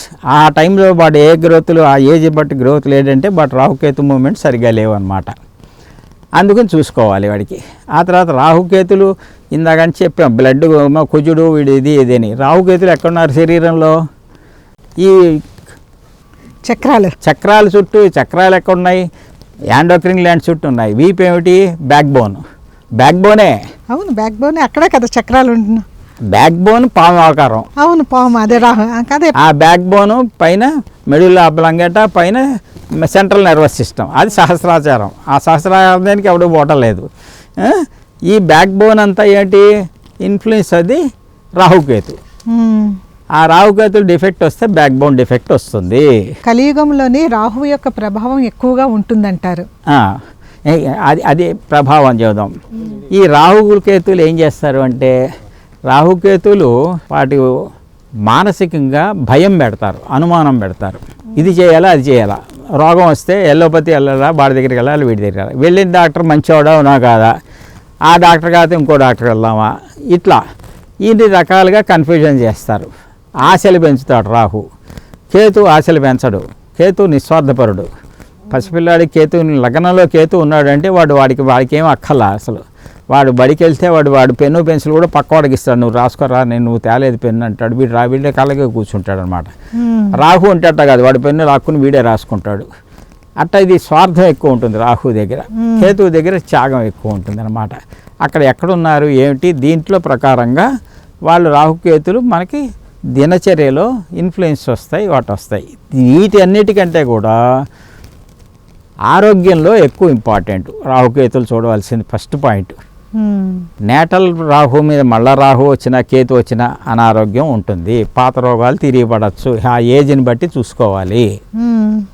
ఈ తర్వాత చిన్నప్పుడు ఉన్న స్మాల్ పాక్స్ చిన్నపిల్లలకి వస్తాయి, చికెన్ పాక్స్లు, ఇవి అమ్మవారు అంటాం. అవి క్యూర్ కాకపోతే మెడికల్ ప్రిన్సిపల్ కూడా కొన్ని సిమ్టమ్స్ ఉంటాయి బాడీలో, అణిగిబడి ఉంటాయి. అవి మళ్ళీ 9 ఏళ్ళకి వస్తాయి. మళ్ళీ 9 ఏళ్ళకి మళ్ళీ రాహు అక్కడికి వచ్చినప్పుడు వస్తాయి. మీకు ఇప్పుడు మీ దగ్గర చార్ట్ రాగానే ఈ 9 ఏళ్ళు 18 ఏళ్ళ క్యాండిడేట్లు, ఇంటర్మీడియట్ 10th వీళ్ళు కానీ చూడాలి. నాకు 10th క్లాస్ క్యాండిడేట్ వచ్చారు, వచ్చేసి చదువుకోవట్లేదు, అనారోగ్యం బాగోలేదు, అనారోగ్యంగా ఉంది, చదువు రావట్లేదు, ఏమిటంటే చెప్తే రావుకేతుల నుంచి ఉంది, పాతగా ఉంది, ఇదివరకు చిన్నప్పుడు ఎప్పుడు వచ్చింది అన్నాను. నేను అడిగా, చిన్నప్పుడు ఆటలమ్మ అది వచ్చింది, ఏ ఏట వచ్చింది? వాళ్ళు చెప్పిన ఏటికి ఆ రాహుకేతుల పొజిషన్ సరిపోయింది 9 ఏళ్ల క్రితం. ఇప్పుడు చెప్పింది, అప్పుడు క్యూర్ కాకపోతే ఇప్పుడు రిపీట్ అవుతుంది అది. అందుకని ఏం చేయాలి? డాక్టర్ దగ్గరికి పోయితే అదేం లేదంటాడు, అది అంటాడు. దానికి వేరే డాక్టర్ని పెట్టేసి హోమియోపతికి వెళ్తే అటువంటివి ఉంటాయి. అంటే ఆ సిస్టమ్సే, ఎవరి సిస్టమ్స్ వాటికి ఉంటాయి, మనం అందులో మాట్లాడటానికి వీల్లేదు. ఆ క్యాండిడేట్గా పర్టికులర్గా హోమియోపతికి వెళ్తే ఇట్ అయింది వాళ్ళు చెప్తే అది క్యూర్ అయిపోయింది. ఇట్లా చాలా కేసులు ఉన్నాయి. మీరు అందుకని బిట్వీన్ ఎవరన్నా 18 ఏళ్ళలోపు 20 ఏళ్ళలోపు వచ్చే అనారోగ్యం అంటే ఫస్ట్ అది కొడుతూ ఉంటుంది అన్నమాట. ఆ రాహుకేతుల ఇన్ఫ్లుయెన్స్ హెల్త్ మీద చాలా బాగా కనిపిస్తాయి అన్నమాట అవి. ఆ తర్వాత ఈ కాలసర్పయోగాల్లో రకాలు పెట్టారు, 12 రకాలు. ఇక్కడ ఉంటే వాడు, అక్కడ ఉంటే వాడు, ఎక్కడ కూడా ఎక్కడ పోతాడు వాడు, ఎక్కడో చోట ఉండాలి కదా. అట్లా దాని ప్రకారం వాళ్ళకి ఉద్యోగాల్లో ఇబ్బందులు వస్తాయి. ఆ ఇబ్బందులు అట్టాగే వస్తాయి. కేవలం వాటి మీదే కాదు అది. అందుకని వాటికి చేసుకోవాలంటే ఫస్ట్ సిమ్టమ్ శనికి కానీ రాహుకేతులు కానీ బాడీ కండిషన్లో పెట్టుకోవాలి. Psychosomatic relation, body and mind కండిషన్లో పెట్టుకోవాలి. ఈ రాహుకేతులు శని అంటే శ్వాసలో ఉంటాడు, బోన్లో ఉంటాడు. అవును, ఈ 2 కండిషన్లో పెట్టుకోవాలి. అంటే వీళ్ళకి కావాల్సింది ఏంటి? సైకోసోమాటిక్ రిలేషన్ మెయింటైన్ చేయాలి, బాడీ అండ్ మైండ్. దానికి ఏంటి? ఆసనాలు, యోగాసన ఇది బెస్ట్ క్యూర్. యోగాసనాలో ఏం చేస్తారు వాళ్ళు? ఆసన పిక్చర్ తీస్తే మీరు ఫోటోలు చూస్తే చాలు, బ్యాక్ బోన్ ట్విస్టింగ్ని 360 degrees తిప్పుతారు వాళ్ళు. అంతే కదా, బ్యాక్ బోన్ ట్విస్టింగ్ని, బ్యాక్ బోన్ని 360 degrees తిప్పుతారు వాళ్ళు. పతాంజలి యోగా చూడండి, ఆ బ్యాక్ బోన్ తిప్పుతారు. ఆ తిప్పితేనే అది అందులో ఎంజైమ్స్ సీక్రెట్ అవుతాయి. బ్యాక్ బోన్ తిప్పినంతసేపు ఎంజైమ్స్ సీక్రెట్ అయితే అది హెల్త్ క్రియేట్ చేస్తుంది. ఈ ఆసనాలకి ఎవరు? పతాంజలి ఎవరైనా పతాంజలి మహర్షి ఎవరైనా ఆదిశేషుడు అవతారం అది. అవును, ఆదిశేషుడు ఎవరు? రాహువే. అవును, అంతే కదా. రాహు ఆదిశేషుడు అవతారమే పతాంజలి. వచ్చి యోగాల కింద చెప్పారు. యోగాసనాల్లో కుక్కల పోజు, పిల్లుల పోజు, చేపల పోజు, మొత్తం 10 అవతారాలు వచ్చేస్తున్నాయి. అన్నీ. కుక్క ఏం చేస్తుంది? అది దానికి నడుము నొప్పెక్కితే దానికి ఎవడు ఇస్తాడు? తల కిందలా పడుకుని దొలుతుంది. ఎవడు చెప్తాడు పాపం వాడికి? ఇదేం డాక్టర్లు లేరు కదా. ఇట్లా పిల్లికి ఆకలి వేస్తే వాళ్ళకి పిల్లికి కడుపులో బాగోకపోతే గడ్డి తింటుంది. అవును, మరి ఇది నేచర్ ఇచ్చింది అది. ఇప్పుడు ఈ ఆసనాలన్నీ పాస్చర్స్ అవే. అందుకని సైకోసోమాటిక్ రిలేషన్స్ ఇస్తే sound mind in a sound body. దీనికి శనికి రాహుకేతులకి ఫస్ట్ ఫిజికల్ ఎక్సర్సైజెస్ కావాలి, preferably yoga exercises if they can do. ఈ పసిపిల్లలకి ఉన్నప్పుడు స్టార్ట్ చేయాలి. 12 ఏళ్ళు ఏజ్ని బట్టి స్టార్ట్ చేయాలి, అందరూ స్టార్ట్ చేయకూడదు. ఆ ఏజ్ని బట్టి కొంతమంది వయసు వచ్చినాక యోగాలు చేయగలుగుతారు, చేయలేకపోతారు, అది వేరే సంగతి. అందుకని వాళ్ళు సైకోసోమాటిక్ రిలేషన్స్కు అనేది కంపల్సరీ బాడీ అండ్ మైండ్ కండిషన్లో ఉంటే అన్ని కండిషన్లో ఉంటాయి. నిబ్బరంగా ఉండాలి మనిషి. గ్రహాలు, అన్ని గ్రహాలకి ఉత్తమమైన గ్రహం ఏది? నిగ్రహం. ఆ నిగ్రహం పట్టుకోవాలి మనం. అందరూ చెప్పేది అదే. పూజలు చేసినా, పునస్కారాలు చేసినా, యోగాలు చేసినా, తపస్సులు చేసినా నిగ్రహం కోసం చూస్తున్నారు. నిగ్రహం అంటే ఉన్నదాంతో తృప్తి పడటం, లేని దానికి ప్రయత్నించు, అంతేగాని దురాశ పడకు, పరుగులు తీయద్దు. దురాశ పడకు, ఆశపడు, దురాశ పడకు. నీకు అర్హత లేకపోతే అర్హత సంపాదించు, అంతే తప్ప ఆ నిగ్రహం కావాలి. నిగ్రహమే అన్నిటికంటే గొప్ప గ్రహం. మనిషికి ఆ నిగ్రహం ఉన్నంతసేపు ఆ ఇబ్బంది లేదు. ఇది ఎందుకని బర్త్ చార్ట్లోంచి చూసుకుంటే, మరి ఇప్పుడు అనాలిసిస్ అంతా బర్త్ చార్ట్ అనాలిసిస్, గ్రహాల ప్రభావమే కనుక ఇక్కడ చదవాల్సింది ఏంటంటే మళ్ళా ఒకేసారి పుట్టిన వాళ్ళందరికీ అదే బర్త్ చార్ట్. అవును, ఒకే హాస్పిటల్లో 2 తల్లులకు పుడితే వాళ్ళు ఆస్ట్రో ట్విన్స్ అంటాం. ఒకే తల్లికి 2 పుడితే ట్విన్స్ అంటాం కమలలు. ఉమ్. వాళ్ళకి అదే బర్త్ చార్ట్, వీళ్ళకి అదే బర్త్ చార్ట్. మరి వాళ్ళిద్దరూ సమంగా బిహేవ్ చేస్తున్నారా? ఎందుకు బిహేవ్ చేయట్లా? సమంగా ఎందుకు బిహేవ్ చేయట్లా? వాళ్ళిద్దరూ తేడా ఎందుకు వస్తుంది? ఒకే బర్త్ చార్ట్తో ఒకే లగ్నం, ఒకే నక్షత్రం, ఒకేసారి పుట్టారు, దశాభుక్తులు మారు. ఎందుకంటే వాడి బ్యాక్గ్రౌండ్ మారిపోయింది. వాడి తల్లిదండ్రులు వేరు, వీడి తల్లిదండ్రులు వేరు. వాళ్ళు వేరు, వీడు వేరు. ఒక పెద్ద వాడు ఆ టైంలో అక్కడ పుట్టాడు, వీడు ఇక్కడ పుట్టాడు, దట్స్ ఆల్. ఇద్దరు ఒకే హాస్పిటల్లో పుట్టారు. పైగా వాళ్ళ బ్యాక్గ్రౌండ్ వేరు, వాళ్ళ డిఎన్ఏ వేరు, ఇన్హెరిటెడ్ వెల్త్ వేరు. ఇవన్నీ తేడా వస్తుంటాయి అన్నమాట. అందుకని వాళ్ళ కర్మ సిద్ధాంతం, పూర్వజన్మ కర్మను బట్టి వాడు అక్కడ పుట్టాడు, ఆ తల్లిదండ్రులు పుట్టాడు, వీడు ఇక్కడ పుట్టాడు. అదే హాస్పిటల్ అయ్యి ఉండొచ్చు, అదే ఊరు అయ్యి ఉండొచ్చు, అదే గ్రహాలు. కానీ అవుతోంది. ఇప్పుడు పెళ్లి కావట్లేదు, లేట్ అవుతోంది, ఉద్యోగం రావట్లేదు. వాడితో పుట్టిన వాళ్ళు ఎవరికి పెళ్లి కావట్లేదా? అయిపోతుంది. మరి వీడికి ఎందుకు కావట్లేదు?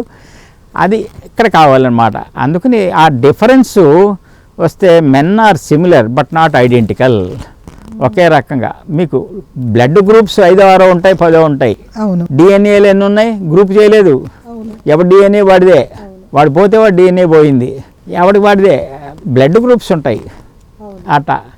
ఇంకా అక్కడి నుంచి అందుకని ఈ రాహుకేతులు ప్లానెటరీ ఇన్ఫ్లుయెన్సెస్ అని నేను బాడీకి కన్ఫైన్డ్, బాడీ మైండ్ కన్ఫైన్డ్ అంటే సోషల్ కండిషన్స్లో ఏమున్నాయి, ఎక్కడ బతుకుతున్నాడు, ఎక్కడ తిరుగుతున్నాడు, ఏది యాక్సెప్ట్ చేసినట్టు లేదు. ఈ రాహుకేతుల దగ్గరికి వచ్చేసరికి వాడు ఒకటి ఆశ పుట్టిస్తాడు, ఇంకా ప్రభావం పుట్టిస్తాడు. ఇన్ని రకాలుగా పుట్టించేసరికి వీడు పరిగెత్తు ఉంటాడు, చెప్పిన మందు వేసుకోడు. రాహుకేతులు మెడికల్లో ఏమవుతుందంటే సైడ్ ఎఫెక్ట్స్ ఇస్తాయి.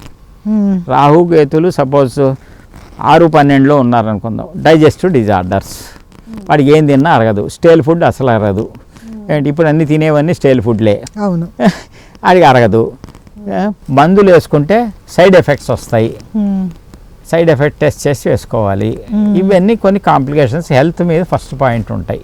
తర్వాత ఏం చేస్తాడు అనేది అక్కడ వేరే గ్రహాలు ఏం కలిసి ఉన్నాయి రాహుతో, దాన్ని బట్టి వేరే వ్యవహారాల్లో విద్య కానీ, ఉద్యోగం కానీ, ధనం కానీ, ఇవన్నీ అట్లా ఇవన్నీ వస్తాయి. ముఖ్యంగా 10-4 రాహుకేతులు ఉన్నారంటే ఏమిటి? 10లో రాహు ఉంటే, 10లో 4 రాహుకేతులు 10-4 ఉంటే ఉద్యోగంలో ఇబ్బందులు వస్తాయి. కానీ ఎప్పుడు వాడు అన్ఎంప్లాయిడ్ ఉండడు, ఏదో రకంగా డబ్బు వస్తుంది వాడికి జీవితాంతం, ఏదో రకంగా వస్తూనే ఉంటుంది. కానీ 10లో కేతు ఉంటే ఏమిటి? గంగా స్నానం పుణ్యం వస్తుంది వీడికి, వెళ్ళకన్నా ఎక్కడికి పుణ్యం ఉంది, పూర్వజన్మ పుణ్యం అన్నారు. ఎవరికి కావాలి అది? డబ్బు కావాలి ఇప్పుడు మనకి. కానీ అదే ఇప్పుడు ఈ కాలంలో చెప్పాలంటే 10th కేసు ఉంటే he will suffer due to the since committed in the previous life. పూర్వజన్మలో చదివిన పాపాలకి ఇప్పుడు అనుభవిస్తాడు. ఆ 10th హౌస్ కనుక, ఆ 10th హౌస్లో ఉంటే ఇది చెప్పింది ఇదే ఎస్ట్రాలజికల్ మ్యాగజైన్లో పెద్దవాళ్ళు రాశారు. అది అయితే 10వ హౌస్ కనుక ఉద్యోగంలో ఇబ్బంది పడతాడు అన్నారు. కర్మస్థానం కాబట్టి. కర్మస్థానం ఉద్యోగం అనుకోండి, మనకి కర్మ అంటే పనే కదా మరి, ఉద్యోగమే అనుకోవాలి. ఉద్యోగంలో ఇబ్బంది పడతాడు. అందుకని 10-4లో రాహు ఉంటే అంత ఇబ్బంది పడరు, వాడు ఇబ్బంది పడతాడు. మాయ పెట్టేసి మెల్లగా ఘటాన్ని అయిపోతుంది కనుక ఆ 10-4 రాహు మీద అంత ఇబ్బంది ఉందన్నమాట. ఈ 1-12 మీద ఎంత ఇబ్బంది ఉందన్నమాట. ఈ 2-8లో ఉంటే ఇంకా డేంజర్ ఉంది. 8లో రాహు ఉంటే he will be hang out to death, Saddam Hussain. కానీ వాడు అదృష్టం ఏంటి? మన హిందూ మైథాలజీ ప్రకారం వాడు ముక్కోటి ఏకాదశి నాడు హ్యాంగ్ అయ్యాడు. మీరు చూసుకోండి డేటు. ముక్కోటి ఏకాదశి అంటే మన లెక్క ప్రకారం వాడు వైకుంఠానికి వెళ్ళాడు. అవును. మరి వాళ్ళ ప్రకారం అల్లా దగ్గరికి 8లో రాహు ఉంటే they are prone for hang to death అన్నమాట. అట్లాగే 8లో కేతు ఉంటే సూసైడల్ డెత్, సూసైడల్ టెండెన్సీస్ ఉంటాయి. మీరు చెప్పకండి ఎవరికి, నా పేరు చెప్పకండి. 8లో సూసైడల్ టెండెన్సీ అంటే, సూసైడల్ టెండెన్సీ ఎట్లా ఉంటాయంటే అక్కడ బిరే చచ్చిపోడు, వాడేమి బిరేసుకోడు, దుగ్గిపోడు, మందు వేసుకోడు, శ్రద్ధ తీసుకోడు ఆరోగ్యం మీద. అంటే డిటాచ్మెంట్ కదా కేతువు, దానివల్ల హిమ్సెల్ఫ్ ఫ్రమ్ ది బాడీ. వాడికి అదే చివరి దశలో వస్తే ఒక ఆయన ఏం చేశాడు, ఆ కేతు ఉన్నాయన లక్షలు ఉన్నాయనికి, ఆ కోట్లు సంపాదించాడు. అంటే ఆయన సంపాదన, ఆయన పోయినా చూస్తే అల్మార్లో ఇన్ని డైమండ్స్ ఉన్నాయి, ఇన్ని పొట్టం గట్టి ఉన్నాయి, చిత్తుకాయితంలో. అనుభవం లేదు. అనుభవించాడు, అన్నీ అనుభవించక మిగిలిన అక్కడ వాడేసేవాడు. ఆయన మర్చెంట్స్కి అంతకీ పెద్ద కన్సల్టెంట్, ఆయన ఆడిటరు. ఏదో ఫీజు అంటే 2 డైమండ్లు తెచ్చుకునేవాడు ఆ షాప్ నుంచి, ఆడ వాడేసేవాడు. అది అవసరం లేదు ఆయనకి, అమ్మే అవసరం, అంత సంపాదించాడు. చివరిలో ఆయనకి ఆక్సిజన్ పెట్టారు. 2-3 రోజులు చూసి ఆయనకి ఆక్సిజన్ చూసి నాకు ఇంత బతుకు అడిగి ఆక్సిజన్తో బతకాలని నేనని తీసేశాడు, ఆక్సిజన్ పీకేశాడు. గొడవ పెట్టారు అందరూ, అక్కలేదన్నాడు, వెళ్ళిపోయాడు. ఏతుల కేసు ఇది సూసైడ్ అంటే. నా అభిప్రాయం ఏంటంటే ఇప్పుడు భూలోక నరకము హాస్పిటలే. ఇవన్నీ అది నరకం అదే. ఎందుకంటే మరి యమధర్మరాజు మా దగ్గర చోట్లేదని ఇక్కడికి వచ్చేసాడు, అక్కడ చోట్లేదని ఇక్కడ కొనుక్కున్నాడు యమధర్మరాజు కొనుక్కున్నాడు ఇక్కడ. మరి ఏం చేస్తాడు, అక్కడ స్టాఫ్ లేరు వీళ్ళందరికీ. ఇప్పుడు మనము శని గురించి కొంచెము అడుగుతున్నాను. శని కర్మకారకుడు, అంటే శని ఉన్న స్థానాన్ని బట్టి మనకి మంచి జరుగుతుంది, చెడు జరుగుతుంది. కానీ ఈ ఏలినాటి శని కానీ, అర్ధాష్టమ శని కానీ, లేదా అదే అష్టమ శని కానీ వచ్చినప్పుడు మెయిన్ ఏలినాటి శని అంటే 7.5 సంవత్సరాలు ఉంటుంది. అందరూ చాలా భయపడుతూ ఉంటారు, బాబాయ్ 7.5 శని ఏం చేస్తాడో, నా పరిస్థితి ఇలా అయిపోవటానికి కారణం ఇదే. కానీ నేను దాన్ని ఒప్పుకోను. ఎందుకంటే శని మనం ఒక క్రమశిక్షణగా ఉన్నప్పుడు శని మనల్ని ఏమీ చేయలేడు. మనల్ని ఏంటంటే ఒక లెవెల్ ఆఫ్ లైఫ్కి తీసుకొని వస్తాడు అనేసి నా అభిప్రాయం. అయితే ఇక్కడ మన శనితో పాటు మనకి కేతువు అంటే డిటాచ్మెంట్. ఈ శని కేతువు రెండు కలిసి ఏదైనా రాశిలో ఉన్నప్పుడు కానీ, లేదా సమసప్తకంలో ఉన్నప్పుడు కానీ, లేదా ఒకరి దృష్టి ఒకరి మీద ఉన్నప్పుడు కానీ ఎటువంటి ఫలితం తెలుసుకోవచ్చు?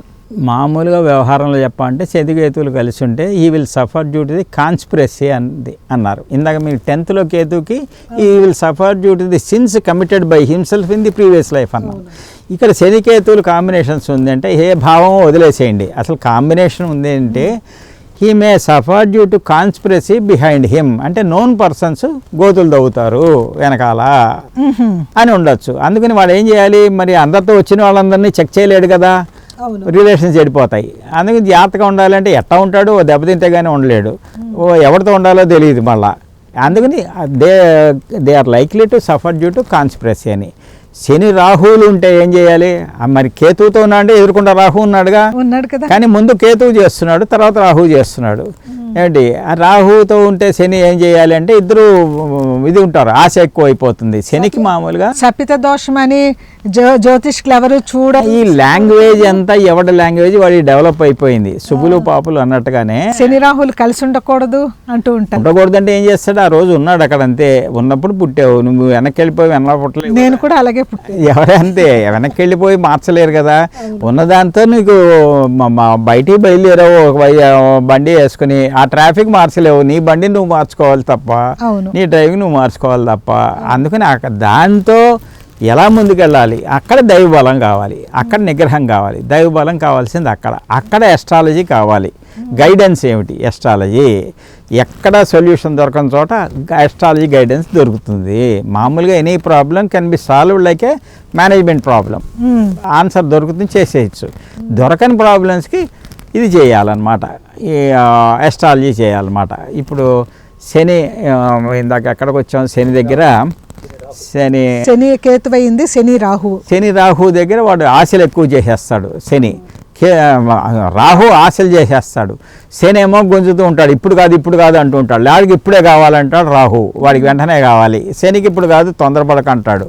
లాటరీ టికెట్ ఇప్పుడే కట్టావు కదా, నీకు టైం ఉంది అంటాడు. వాడు వెళ్ళి మాట్లాడదాం పడుతూ ఉంటాడు, వీడు రాహు ఊరుకోడు, వాడికి కావాలంటే లంచం ఇద్దాం అంటాడు.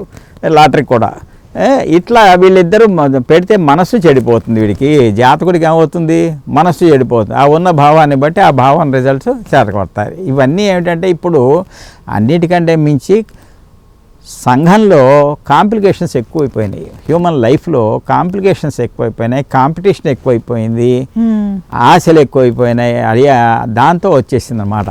దీంట్లో వస్తుంది అన్నమాట. దీంట్లో వచ్చేసరికి వీడు పరుగులు ఎత్తకుండా ఉండలేడు, కూర్చోలేడు. అది దాంతో వస్తుంది గొడవ. అందుకని నిగ్రహంగా ఉండాలి మనిషి చేసుకోవాలి. కన్సల్టేషన్స్ ఎప్పుడు కావాలన్నా అప్పుడు తీసుకొని వాడాలి. ఇవి చెప్పేవాళ్ళు చాలామంది ఉన్నారు, కానీ పాటించేవాడు పాటించడు. వాడు ఇంకో నేను చెప్పింది నమ్మకపోతే వాడు ఇంకో జ్యోతిష్యుడు అయిపోతాడు, వాడిని నమ్మే జ్యోతిష్యుడి దాకా పోతాడు వాడు. అది అన్ని రకాలుగా మారిపోతూ ఉంటారు అన్నమాట. అందుకే శనికేతువులు చేస్తుంటారు, శని రాహువులు చేస్తుంటారు, శని చేస్తుంటారు. ఎప్పుడు మేలు చేసినా వాళ్ళే చేయాలి. మనం వీళ్ళు మీరు చెప్పిన ఏలినాటి శని ఇవన్నీ గోచారం అన్నమాట. గోచారం ఇంపార్టెన్సే అసలు ఎక్కువ, వర్తమానమే ఇంపార్టెన్స్. నిన్న అయిపోయింది రాదు, రేపు వచ్చేది మనకి తెలియదు. వర్తమానమే ఇంపార్టెంట్ ఎప్పటికైనా, ఏ రోజుకి ఆ రోజు. అట్లాగే గోచారం ఈజ్ నథింగ్ బట్ వర్తమానం, ఏ రోజుకి ఆ రోజు. ఈ ఏలినాటి శని, కంటక శని చంద్రుడి నుంచి లెక్కేసుకుంటున్నాం. ఈ శని చేయాలంటే నక్షత్రం నుంచి లెక్కేయాలి, దశానాథుడి నుంచి లెక్కేయాలి, అన్నిటివన్నీ లెక్కేయాలి అసలు. కానీ చంద్రుడు మనోకారుడు కనుక లెక్క చేసి చూసుకుంటున్నాం. ఈ ఏలినాటి శని ఏమిటి అసలు గోచారం అంటే ఏమిటి? 360 డిగ్రీలో మీ బర్త్ చార్ట్ చూసుకుంటే 360 డిగ్రీలు అక్కల్లా 9 గ్రహాలు, 9 స్ఫుటాలు, గ్రహస్ఫుటాలు, 12 భావస్ఫుటాలు, 12, 9, 21 గ్రహ స్ఫుటాలే సెన్సిటివ్ పాయింట్స్. 360 డిగ్రీల చక్రంలో సెన్సిటివ్ పాయింట్స్ 21. ఇప్పుడు మరి కేపీలని ఫార్చ్యూన్ పాయింట్ అంటారు కదా, అది కలుపుతాం. అదే చెప్తా. ఫార్చ్యూన్ పాయింట్ ఒకటి కలిపితే 22 అనుకోండి. ఈ 22 అయితే ఏమవుతుంది? ఫార్చ్యూన్ పాయింట్ చెప్తాం, దానికి మళ్ళీ గుర్తు చేయండి, దానికి చాలా చెప్పాలి. అది కూడా వేదికలోంచే వచ్చింది. ఈ 21 పాయింట్లు సెన్సిటివ్ పాయింట్స్. దీని మీద ఇవాళ గోచారంలో గ్రహాలు ఎక్కడ నడుస్తున్నాయి అవి సెన్సిటివ్ టైమింగ్స్. ఈ 21 పాయింట్లు కనుక ఈ గోచార గ్రహాలు టచ్ చేసిన దాన్ని అప్రోచింగ్ అయినా సపరేటింగ్ అయినా అక్కడి నుంచి దానికి యాంగులర్ ఆస్పెక్ట్ ఉన్నా ట్రైన్ ఆస్పెక్ట్ ఉన్నా they are the sensitive times. జననకాల రవి మీద ఇప్పుడు రవి వెళ్ళాడా, రవి చూస్తున్నాడా, చంద్రుడు వెళ్ళాడా, చంద్రుడు చూస్తున్నాడా, అట్ట 9 గ్రహాలకి 9 గ్రహాలు వెళ్తాం. 12 భావస్ఫుటాల మీద 9 గ్రహాలు వెళ్ళటం సెన్సిటివ్ టైమ్స్. ఈ సెన్సిటివ్ టైమ్స్ సెన్సిటివ్ పాయింట్స్ మీద అది గోచారం కలిసిందంటే ఒక రిజల్ట్ అయిపోయింది. ఒక టైం ట్రిగరింగ్ అయిన ఈవెంట్, ఒక ఈవెంట్ ట్రిగర్ అవుతుంది. ఒక ఈవెంట్ ట్రిగర్ అవుతుందంటే ఎప్పుడవుతుంది? అది కంజాయిన్ అయినప్పుడు అవుతుంది. అంటే దాని ముందు గెస్టేషన్ పీరియడ్ ఉంటుంది. అప్రోచింగ్ టైంలో గెస్టేషన్ పీరియడ్. ఒక ఉద్యోగం ఉందని తెలిస్తే వీడికి అర్హత రావాలి, ఉద్యోగం ఉందని తెలియాలి, వీడు అప్లై చేయాలి, ఇంటర్వ్యూ అవ్వాలి, సెలెక్ట్ అవ్వాలి, జాయిన్ అవ్వాలి. ఇదంతా గెస్టేషన్ పీరియడ్. ఈ గెస్టేషన్ పీరియడ్లో ఈ అప్లయింగ్ ఆస్పెక్ట్స్, సపరేటింగ్ ఆస్పెక్ట్స్ వీటన్నిటిలో తయారవుతాయి. అందుకని సెన్సిటివ్ పాయింట్స్, సెన్సిటివ్ టైమింగ్స్ గోచారంలో. ఈ ఏలినాటి శని దగ్గరికి వచ్చేసరికి చంద్రుడు మనోకారుడు కనుక ఈ ఏలినాటి శనిలో ఇట్లా చేస్తుంటాడు కనుక ఇదండి. అది ఏలినాటి శని ఇట్లా చేయాలా, నమ్మాలా? ఏలినాటి శని 7 సంవత్సరాలు ఉంటుంది. అంటే ఏం చెప్పాడు? చంద్రుడు ఉన్న డిగ్రీలకి అటు డిగ్రీ 45 డిగ్రీస్, ఇటు 45 degrees, 90 degrees. 90 డిగ్రీస్కి 90 months, 1 degree 1 month Saturn. 90 డిగ్రీస్కి 7.5 years కనుక అది ఏలినాటి శని అన్నారు. కానీ రాశి చక్రంలో ఇటు రాశి అటు రాశి కలిపి మనం లెక్క చేసుకుని చేస్తున్నాం. అసలు డిగ్రీలు అవి. ఈ ఇన్ని డిగ్రీల్లో 7.5 సంవత్సరాలు శని పాడైపోయాడా? శని పాడైపోడు, వేదికలో కూడా పాడైపోడు. ఆ 7.5 సంవత్సరాల్లో శని ఏ నక్షత్రంలో ఉన్నాడు, ఎక్కడున్నాడు, ఎంతులున్నాడు అది చూసి చెప్పమన్నాడు. అంతేగాని కాషన్ చెప్పమన్నారు. స్టార్టింగ్లో 90 మంత్స్ స్టార్టింగ్లో ఒక కాషన్గా ఉండు, ఎక్కడెక్కడ ఉండాలి చెప్పన్నాడు. ఏలినాటి శనిలో మొదటిసారి ఏలినాటి శనిలో అనారోగ్యం, రెండోసారిలో మంగు, పొంగు, మృత్యువు అన్నారు. పొంగు అంటే ఉద్యోగంలో ఇబ్బంది బాగుంటుంది వాడికి. మంగు అంటే మొదటి ఏలినాటి శనిలో వాడికి అనారోగ్యం, రెండో ఏలినాటి శనిలో ఉద్యోగంలో అభివృద్ధి, మూడో ఏలినాటి శని వచ్చినప్పుడు ఆరోగ్యం, ఏజ్ వచ్చేస్తుంది అక్కడికి. వాడు పుట్టడమే ఏలినాటి శనిలో పుడతాడు. వాడికి 30 ఏళ్ళకి రెండో ఏలినాటి శని వస్తుంది, 60 ఏళ్ళకి మూడో ఏలినాటి శని. వాడికి ఆయుర్దాయం ఉందనుకోండి 90 ఏళ్ళు, మూడో ఆయుర్దాయం ఏం చేయదు, మూడోసారి శని. అవును, చాలా మంది 90 ఏళ్ళు బతికిన ఉంటారు. అందుకని వాళ్ళకి అదేం చేయదు, మృత్యు చేయదు. సబ్జెక్టు లాంగ్విటీ, మృత్యు కూడా మృత్యు సబ్జెక్టు లాంగ్విటీ. ఏలినాటి శని వచ్చినాడు చేస్తాడా?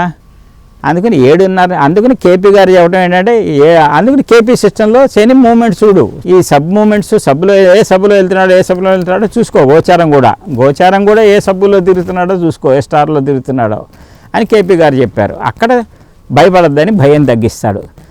అట్లాగే ఇంకా ఈ కంటక శని అంతే, ఇవన్నీ అంతే, గోచారం మీద బేస్ అయి ఉన్నాయి తప్ప దే ఆర్ నాట్ ఫైనల్.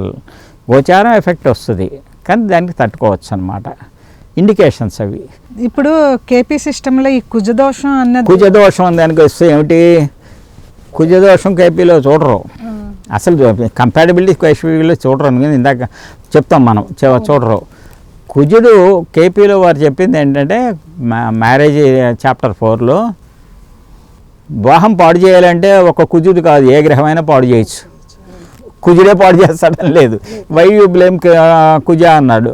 అవును, why you blame Kuja, anybody can spoil the marriage, need not be Kuja, so don't bother think of the blame the Kuja అన్నాడు. అట్టగే శని కూడా 7.5 సంవత్సరాలు శనిని తిట్టడానికి ఏం లేదు, శని ఉన్న ప్రతి డిగ్రీలోనూ మారిపోతుంటాడు, నెలకో డిగ్రీ మారుతున్నాడు, మాట బట్టి చూస్తున్నాడు. పుచ్చా శని రాశారు గోచార పుస్తకం ఉంది, అందులో చూడండి ఆ శని ఏలినాటి శని గురించి చాలా బాగా రాస్తాడు. 7 సంవత్సరాల్లో ఎట్లా ఉంటుంది అనేది వేదికలో బాగా రాస్తాడు, నక్షత్రాల వైజు. అట్లా అన్నిట్లో తేడా ఉంది. అందుకని దీనికి భయపడవలసిన అవసరం లేదు. Mars alone will not spoil the marriage. కుజదోషం అనేది దానికి మళ్ళీ వేరే ఉంది. అసలు కుజదోషం ఎక్కడి నుంచి వచ్చింది, ములుగాయనే రాశాడు, స్కాంద పురాణంలో ఉంది. స్కాంద పురాణంలో చెప్పింది 13 ఏళ్ల లోపల పెళ్లి చేస్తే అమ్మాయి అబ్బాయిలకి కుజదోషం చూడాలి, తర్వాత చూడక్కర్లేదన్నాడు స్కాంద పురాణంలో. అవును. ఇప్పుడు 13 ఏళ్ల లోపల ఎవరు చేసుకుంటాడు, 30 సంవత్సరాలు వచ్చినా అవ్వట్లేదు కనుక అసలు కుజదోషం అక్కల. కుజదోషానికి ఎన్ని దోషానికి కారణాలు ఉన్నాయో అన్ని పరిహారాలు ఉన్నాయి, ఎక్కర్లేదు. కానీ ఈ కుజదోషం ప్రచారం ఎక్కడో అయిపోయింది. ఎవరో ఒక విఐపి గారి కొడుకు పెళ్లి చేశాడు, అప్పుడు కుజదోషం ప్రచారం అయిపోయింది. అంటే ఇప్పుడు మనకి ఈ యూట్యూబ్ ఛానల్స్లోని వాటిలోని హిందీలో కానీ తెలుగులో కానీ చెప్తారు ఈ కుజదోషం గురించి. కుజుడు 2, 4, 7, 8లో ఉన్నాడు, ఇక్కడి నుంచి ఉన్నాడు, అక్కడ ఉన్నాడు, వాడు ఈ చరరాశిలో ఉంటే లేడు, వాడితో కలిస్తే లేడు, వీడితో కలిస్తే లేడు, ఈ లేనివి బోల్డ్ ఉన్నాయి. మీకు నేను పరాశర లైట్ సాఫ్ట్వేర్ వాడతాను, అందులో మ్యారేజ్ కంపాటబిలిటీ మీరు చూడండి. నేను 20 ఏళ్ళ మట్టి అదే వాడుతున్నా మ్యారేజ్ కంపాటబిలిటీ. కుజదోషం ఉంది తీసేసాయి అన్నది ఒక్క జాతకం దొరకలా నాకు, ఇప్పటికూ లేదు. అన్నిటికీ కుజదోషం సొల్యూషన్స్ చెప్తాడు వాడు. 99 మందికి ఉంటుంది కదా, ఉంటుంది. ఎక్కడ పోతాడు అదే అది దాని పరిహారాలు ఉన్నాయి, అన్నిటికీ ఉంటుంది. మీరు నేను ఆర్టికల్ ఉంది నా దగ్గర, ఇస్తాను. కుజదోషం పోవడానికి 2 పేజీల ఆర్టికల్ సమ్మరైజ్ దేవకారలయం పుస్తకంలోంచి వస్తుంది. దేవకారలయం పుస్తకంలోంచి తమిళన్ ఒక అయ్యర్ గారు రాశారు. మ్యారేజ్ సంతానం కాదు, వేరే ఈయన అయ్యర్ అని ఒక ఆయన రాశాడు. ఇప్పుడు దొరకదు ఆ పుస్తకం. అంటే దేవకేరళాన్ని తెలుగు అది ఇంగ్లీష్లోని ట్రాన్స్లేట్ చేసింది ఆర్ సంతానం. నేను చెప్పేది మ్యారేజ్ కంపాటబిలిటీ గురించి ఒక ఆయన రాశాడు, విఏకే అయ్యర్ అనుకుంటా, విఏఎన్ అయ్యర్ ఒక ఆయన బుక్ ఉంది, అందులో కుజదోషం గురించి 2 పేజీలు రాశాడు ఆయన. అసలు ఒక టేబుల్ ఇచ్చేసాడు. కుజదోషం అసలు ఎక్కడ దొరకదు అనమాట. కానీ వినరు కదా, చెప్తే వినరు. జరిగితే కుజుడే చేశాడు అంటారు. కుజుడు ఎందుకు చేస్తాడు, అది ఎన్ని రకాలు ఉంటాయన్నమాట. ఇందులో ఇంకా అంటే కేపీ సిస్టంలోని ఫార్చ్యూన్ బిందువు అనేసి ఫార్చ్యూన్ పాయింట్ ఏమిటంటే, ఫార్చ్యూన్ పాయింట్ ఎలా అవుతాం కేపీలో, సన్, మూన్ అండ్ లగ్న పాయింట్స్, ఈ 3 డిగ్రీలు కలుపుకొని తీరుతాం. 3 డిగ్రీలు కలరాని రాత్రులు బర్త్ అయితే ఇది, పగలు బర్త్ అయితే ఇది అని ఫార్ములాస్ ఇచ్చారు. సింపుల్ ఫార్ములా ఏంటంటే యారిస్ 0 నుంచి లెక్కేసుకుని సన్ ఎక్కడున్నాడు క్యుములేటివ్ వేసుకోండి, 0 to 360లో ఎక్కడున్నాడు, దానికే 3 డిగ్రీస్, దాన్ని కలిపి ఎంత వస్తుంది చూసి దాన్ని మళ్ళీ 0 నుంచి లేస్తే అది ఫార్చ్యూన్ పాయింట్. అది సింపుల్ క్యాలిక్యులేషన్.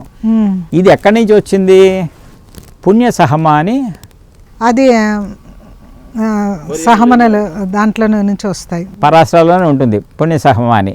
అక్కడ పుణ్యసహమాని తాజకంలో ఉంటుంది. పుణ్యసహమాని 54 పుణ్యసహమాలు ఉన్నాయి. తాజకంలో ఉంది 54 పుణ్యసహమాలు ఉన్నాయి. అది అక్కడికి ఎక్కడి నుంచి వచ్చింది, పరాశరాలోనే మీకు లగ్న ప్లస్ తిథి, లగ్న ప్లస్ తిథి. యారీస్ లగ్నంలో పాడ్యం నాడు పుట్టాడా, పూజ నాడు పుట్టాడా, అట్ట తిథి. ఈ లగ్న ప్లస్ తిథి, ఈ చంద్రుడు రవి కలిపారు, మీరు దానికి లగ్నం కలిపారు. చంద్రుడు రవి అంటే ఏంటి, తిథేగా, లగ్న ప్లస్ తిథి. అది ఆ యోగాలు కర్ణాలు అవి. ఆ యోగాలు కర్ణాల్లో మీరు పాత జాతకాలు చూస్తే బలానా జాతకంలో పుట్టాడు, బలానా యోగం, బలానా కర్ణం అని రాస్తాడు. ఆ యోగ కర్ణాలకి విలువలు మనం మర్చిపోయాం. విలువలు మర్చిపోయి ఇప్పుడు ఎవరు యోగా కరణం రాయటం లేదు. సూర్యోదయం సూర్యాస్తమయం రాయటం లేదు. శుక్లపక్షమా కృష్ణపక్షమా రాయటం లేదు.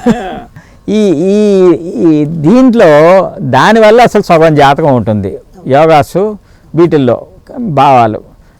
దాన్ని ఏమైంది అంటే తజికంలో వచ్చేసి సహమల కింద వచ్చింది. సహమలు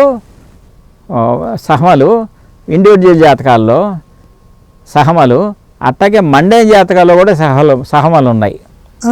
వీళ్ళని అరబ్బులు తీసుకున్నారు, అరేబియన్ పాయింట్స్ అంటారు వాళ్ళు. తాజకం అరేబియన్ అక్కడి నుంచి వచ్చినదే, అక్కడి నుంచి వచ్చింది. అరేబియన్ పాయింట్స్ అని వాళ్ళు అంటారు ఈ సహమల్ని. అరేబియన్ పాయింట్స్లో 2 ఉన్నాయి. ఈ 54 సహమలు వాడికో 54 మండేలు ఉన్నాయి. ఆ సహమాలను బట్టి వాడు వాతావరణం అంతా చెప్తాడు. వాడు ఇప్పటికీ నడుస్తుంది అది. అరేబియన్ పాయింట్స్ అని కొడితే మీకు ఇంటర్నెట్లో వచ్చేస్తుంది. అరేబియన్ పాయింట్స్ అని కొడతారు. ఈ కేపీ గారే దీన్ని ఈ అరేబియన్ పాయింట్స్ని వెస్టర్న్ వాడు తీసుకెళ్ళి ఫార్చునా పాయింట్ అని పెట్టాడు వాడు ఇంగ్లీష్లో. అది ఫార్చ్యూన్ తప్ప ఏం లేదు, ఫార్చునా పాయింట్ అని పెట్టాడు. అదృష్ట బిందువు ట్రాన్స్లేషన్, అది ఫార్చునా అన్నాడు. వాడు చెప్పింది ఏంటంటే fortuna point it is not a planet, it is an area. ఏ భావంలో ఉంటుందో ఆ భావానికి శుభం పెరుగుతుంది అన్నాడు. దుష్టభావంలో ఉంటే దుష్టత్వం పెరుగుతుంది, శుభం పెరుగుతుంది. 6వ భావం రోగస్థానం ఉంటే ఏం పెరుగుతుందయ్యా? రోగ నిరోధక శక్తి ఉంటుంది అని అర్థం. శుభం అంటే రోగస్థానానికి శుభమే ఉంది. రోగం వస్తే తగ్గుతుందని కాదు, వస్తే తగ్గాల్సిందే. రోగం రాకుండా ఉండటం శుభం. రోగ నిరోధక శక్తి ఉంటుందని మనం అన్వయించాలి దానికి. అట్లాగే అదే భాగం అప్పులకు కూడా అదే. అప్పులు పుడతాయి. ఇవాళ క్రెడిట్ కార్డులు ఈజీగా పుడుతున్నాయి, అది కావాలి మనకి. అవును. ఇట్లా ఈ ఫార్చునా పాయింట్ అనేది అక్కడ వచ్చింది. దాన్ని తెచ్చుకున్నాడు కేపీ గారు, పెట్టుకున్నాడు. పెట్టుకుని అదంతా చేస్తున్నాం. ఇంకా దాంట్లో మళ్ళీ కొంతమంది ఇతికమక్కలు పెట్టి దానికి ఫార్చునా పాయింట్కి సైన్ లాడ్ సాల్ లాడ్ సబ్ లాడ్ పెట్టి తక్కువలు కలిపి ఆయన పెట్టలేదు. అవి వీళ్ళు మాట్లాడారు. అవన్నీ అక్కలు అసలు. ఇప్పుడు ఆ ఫార్చునా పాయింట్ ఏ భావంలో ఉంది ఆ భావం బలంగా ఉంటుంది అని చెప్పడం. అంటే ఏంటి, మిగతా గ్రహాల దశాభుక్తుల భావం అయినా కొంచెం 5% వాడికి మార్జిన్ ఇవ్వచ్చు మన ఎనాలిసిస్లో. అట్లాగే మనం వేదికలో ఏం చేస్తాం, గురుడు ఉన్న చోట కొంచెం మోడరేషన్ ఇస్తాం. నైసర్గిక శుభుడు కనుక. అవును. శుక్రుడు ఉన్న చోట కూడా కొంచెం మోడరేషన్ ఇస్తాం. తులా లగ్నానికి గురువు, కర్కాటక లగ్నానికి గురువు పాపి, అయినా మనం కొంచెం ఇస్తాం ఎలవెన్స్. వాడికి కొంచెం ఎలవెన్స్ ఇవ్వచ్చు, కానీ ఆ టోటల్గా పోతానికి వేడు. టోటల్గా పోవాలంటే వాడి కర్మ నివృత్తి వాళ్ళే మొత్తం చార్ట్ చూడాలి. ఇక్కడ ఇంకోటి ఏమిటంటే బర్త్ చార్ట్ మొత్తం యాజ్ ఎ హోల్ చూడాలి. మీరు ఏ భావం చదువుతున్నా మీరు హోలిస్టిక్ అప్రోచ్ అంటాం దీన్ని. బర్త్ చార్ట్ మొత్తం చూసి ఆ బర్త్ చార్ట్ వెయిట్ ఏంటి, అబవ్ యావరేజా బిలో యావరేజా క్యాండిడేటు, వీడికి ఏమన్నా అదృష్టం ఉందా లేదా ఈ జన్మలో, ఏమన్నా తట్టుకుంటాడా లేదా, కష్టాలు లేనివాడు ఎవడు లేడు, తట్టుకున్నవాడు కాలం కలిసి వచ్చిన వాడే గొప్పవాడు. అందుకని ఆ బర్త్ చార్ట్లో వెయిటేజ్ ఏమిటి, హోలిస్టిక్ అనాలిసిస్ కావాలి మీకు. ఏ భావాన్న చూడండి, పెళ్ళి చూడండి, రోగం చూడండి, ఉద్యోగం చూడండి, చదువు చూడండి, ఏది చూసినా అసలు బర్త్ చార్ట్లో వెయిట్ ఉందా, వాడికి సుఖవంతుడా దురదృష్టవంతుడా అదృష్టవంతుడా, తట్టుకోగలడా లేదా, చిన్నప్పుడు కష్టపడితే పెద్ద అయినాక ఏమవుతాడు, అది చూడాలి. అది చూసినాక అది చూడాలి అంటే ఏమిటి చేయాలి, మనం మామూలుగా చెప్తాం స్ప్రెడ్ ఆఫ్ ప్లానెట్స్. 12 హౌసెస్లో ఈ 9 ప్లానెట్లు ఎక్కడ స్ప్రెడ్ అయినాయి, 12 హౌసులకి 7 స్థానాల్లో ఉన్నాయా, 6లో ఉన్నాయా, 3లో ఉన్నాయా. 3లో ఉంటే వరస్ట్ వాడు ఇబ్బంది పడతాడు. 7లో ఉంటే ఇది హైలీ స్కిల్ఫుల్ లో. అట్లా అది కంజెషన్, క్రౌడింగ్ ఆఫ్ ప్లానెట్స్ అన్నమాట. అట్లా అయిపోయినాక ఇక అందులో బలమైన ప్లానెట్లు ఎక్కువ ఉన్నాయి, షడ్బలాల్లో బలాలు ఎక్కువ ఉన్నాయి, వాటి దశలు వస్తున్నాయా లేదా, వీడి యుక్త వయసులో వస్తున్నాయా లేదా, వీడు ఎప్పుడు ముసలాడు అయిపోయినాక వస్తున్నాయా. అట్లా 3 ఏళ్ల వాడికి వస్తుంది వివాహ యోగం, 70 ఏళ్ల వాడికి వస్తుంది సంతాన యోగం. ఎవరికి అవుతుంది, వయసు చూడాలి. వాడికి ఆ వయస్సుని బట్టి, వాడు వచ్చిన వాడు వయస్సు ఏమిటి, వాడు అడిగే భావం ఏమిటి, ఆడ మగ ఎవరు, ఆల్రెడీ రోగగ్రస్తుడా, రోగం లేదా ఉందా, ఏం అడుగుతున్నాడు, అది హోలిస్టిక్ అప్రోచ్ కావాలి మీకు. భావాలు మొత్తం చూడాలి. భావాలు ఆల్ భావాస్ ఆర్ ఇంటర్డిపెండెంట్. అవును. అంటే అనుకూల ప్రతికూల భావాలు ఉన్నాయి. ఒక మ్యారేజ్కి అనుకూల భావాలు ఉంటాయి, ప్రతికూల భావాలు ఉంటాయి. అదే 7వ భావం అనుకూలం, 6వ భావం ప్రతికూలం. అట్లా చదువుకి అట్లాగే ఉంటాయి, ఉద్యోగానికి అట్లాగే ఉంటాయి అనుకూల ప్రతికూల భావాలు. ఈ అనుకూల ప్రతికూల భావాల దశాభక్తులు ఎప్పుడు వస్తున్నాయి, ఏ టైంలో వస్తున్నాయి, ఆ టైంలో గోచారం ఎక్కడ ఉంది, గోచారంలో ముఖ్యంగా శని రాహుకేతులు గోచారం ఎట్టా ఉంది, దాని తర్వాత మిగతా గోచారాలు చూడాలి. ఇది హోలిస్టిక్ అప్రోచ్ ఎనాలిసిస్ బర్త్ చార్ట్లో. ఈ హోలిస్టిక్ అప్రోచ్ చేస్తేనే మీకు అవుతుంది. అంతేగాని ఏదో పెళ్ళి అడిగాడు, పెళ్లి సంగతి చేసి చెప్పేసాం వదిలిపోయాడు అంటే సరిపోదు అనమాట. అది ఫైనల్ కాదు, అది that is not a complete study. Holistic approach కావాలి, ప్రతి చోట కావాలి. అట్లా చేస్తేనే వాడికి జస్టిఫై చేసినట్టు, సబ్జెక్టు ఎనాలిసిస్ జస్టిఫై చేసినట్టు. ఇప్పుడు గురువుగారు మీరు 4 పుస్తకాలు రాశారు. ఈ పుస్తకాలు ఎవరికైనా కావాలంటే ఎక్కడ దొరుకుతాయి? అని అమెజాన్లో దొరుకుతాయి. అమెజాన్లోనే దొరుకుతాయి. అమెజాన్లో అన్నీ లేవు ప్రస్తుతం. ఈ తెలుగు పుస్తకం ఏమున్నది, అక్కడ స్టాక్ లేదు. అటు bookish.com ఉంది, ఇవన్నీ ఉన్నాయి. ఇవన్నీ అవుట్ ఆఫ్ స్టాక్. ఒకటి model charts out of stock, అసలు లేవు, అయిపోయినాయి. అంత 2-3 ఉన్నాయి, నాకే అట్టు పెట్టుకున్నా. ఈ రెట్రో ప్లానెట్ ఇంగ్లీషు ఇది మీకు ఇంటర్నెట్లో దొరుకుతాయి. ఇంటర్నెట్లో ఎక్కితే దొరుకుతాయి. ఆ 2 ఉన్నాయి. రెట్రో ప్లానెట్స్ను కేపీ ఇంగ్లీష్ దొరుకుతాయి. కేపీ తెలుగు అమెజాన్లో దొరుకుతుంది. అంతే, ఆ 3. ఆ మోడల్ చార్ట్స్ లేవు, స్టాక్ లేదు. వాడు ఉంటే ఆ ఢిల్లీలో వాళ్ళు ఉండాలి, ఇంటర్నెట్లో దొరుకుతుంది. ఒక తెలుగుది మటుకు అవుట్ ఆఫ్ 4 బుక్స్ ఒక తెలుగుది మటుకు మీకు అమెజాన్లో దొరుకుతుంది. మిగతా అవన్నీ ఇంటర్నెట్లో bookish.com అని ఉంటాడు, వాడిస్తాడు. వాడి దగ్గర ఉన్నాయి కొన్ని మోడల్ బర్త్ చార్ట్, వాడి దగ్గర ఇంకా ఉన్నాయి, ఎన్ని ఉన్నాయో తెలియదు కానీ ఉన్నాయి, అవి దొరుకుతాయి అక్కడ. తర్వాత మీరు ఇప్పుడు మాకు వేదిక్ గురించి చెప్పారు, కేపీ సిస్టమ్ గురించి చెప్పారు. మీకు వెస్ట్రన్ ఆస్ట్రాలజీలోనే ఏమైనా ప్రవేశం ఉందా? వెస్ట్రన్ ఆస్ట్రాలజీలో కొన్నాళ్ళు ప్రవేశం ఉంది. నేను హంగరీ వాళ్ళు, టీవీ వాళ్ళు ఉండేవాళ్ళు, వాళ్ళు అడిగారు, నన్ను అడిగితే మంత్లీ ఫోర్కాస్ట్ రాసేవాళ్ళు. మంత్లీ సన్ సైన్ బేస్డ్ వాళ్ళకి. అంటే ఆ డేట్ పుట్టినవాడు అశ్విని కాదు, మేష రాశి, శని రాశులు ఉంటాయి కదా వాళ్ళకి, ఆ డేట్ ప్రకారం అట్లా పుట్టిన వాళ్ళకి కొన్నాళ్ళు రాసి ఇచ్చాను. వాళ్ళకి 2 సంవత్సరాలు రాసి ఇచ్చాను ఎవ్రీ మంత్. ఆ రాసి ఇచ్చినాక వాళ్ళది ఆ వెస్ట్రన్ అస్ట్రాలజీలో ఓన్లీ ఆస్పెక్ట్స్ ఎక్కువ జరుగుతాయి. వాళ్ళకి దశాభుక్తులు ఉండవు, దశాభుక్తులు ఉండవు. ఈ అక్కడ గోచారమే మనం రాసింది. మనం దీన్ని కూడా చెప్పచ్చు, చెప్పడం బర్త్ చార్ట్ చెప్పడం. తర్వాత ఎవ్రీ ఇయర్ వర్షఫలా వేసుకోవాలి వాళ్ళ దగ్గర, ప్రోగ్రెసివ్ చార్ట్ అంటాం. ఎవ్రీ ఇయర్ వర్షఫలా వేసుకోవాలి. దశాభుక్తులు లేవు కనుక ఆ డేట్ ఆఫ్ బర్త్ నాటికి మళ్ళీ సన్ ఎక్కడున్నాడు, 1 day = 1 year అనేసి అంటారు కదా. అంటే సన్ ప్రోగ్రెస్ అవుతాడు 1 day, 1 degree ప్రోగ్రెస్ అవుతాడు. అదే ప్రిన్సిపల్ మనకి మూన్ ప్రోగ్రెషన్ బట్టి వింశోత్తర దశ వచ్చింది మనకి. వింశోత్తర దశలో కూడా మీకు ఇవాళ పుట్టినప్పుడు చంద్రుడు అశ్విని 1వ డిగ్రీలో ఉంటే కేతు మహాదశ అంటే 120 డిగ్రీలకి వెళ్ళేసరికి వింశోత్తర దశ అయిపోతుంది. అవును, 120 డిగ్రీలు 120 సంవత్సరాలకి వింశోత్తర 120 సంవత్సరాలు అయిపోతాయి. ఆ మూన్ ప్రోగ్రెషన్ అని ప్రశ్న మీకు ఇప్పుడు అశ్విని నక్షత్రంలో పుట్టాడు, వాడికి ఇప్పుడు కుజదశ నడుస్తుంది అంటే వాడు మృగశిర నక్షత్రంలోకి వచ్చేసాడు మూన్ అని లెక్క. మృగశిర కుజుడు కదా.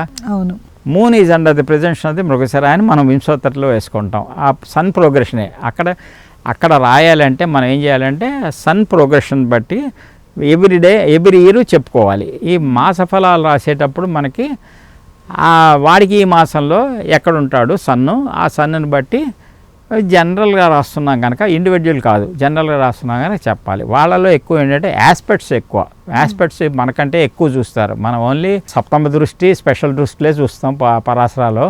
ఇవే ఇందులో కూడా ఫాలో అవుతారు. కేపీలో అప్పుడప్పుడు వాడుతూ ఉంటాం, వెస్ట్రన్ ఆస్పెక్ట్స్ కూడా వాడతాం అవసరాన్ని బట్టి. అక్కడ ఉంటే చూపులు ఉంటే వాడతాం. అక్కడ గోచారంలో ఎక్కువ వాడతాం. అక్కడ మనకి వెస్ట్రన్లోకి వెళ్ళేసరికి అది కావాలి. వాళ్ళకి ఎక్కువ ఏంటంటే సోలీ లూనార్ కాంబినేషన్స్ అని ఎక్కువ చూస్తారు అక్కడ. సోలీ లూనార్ అంటే ఏమిటైంది,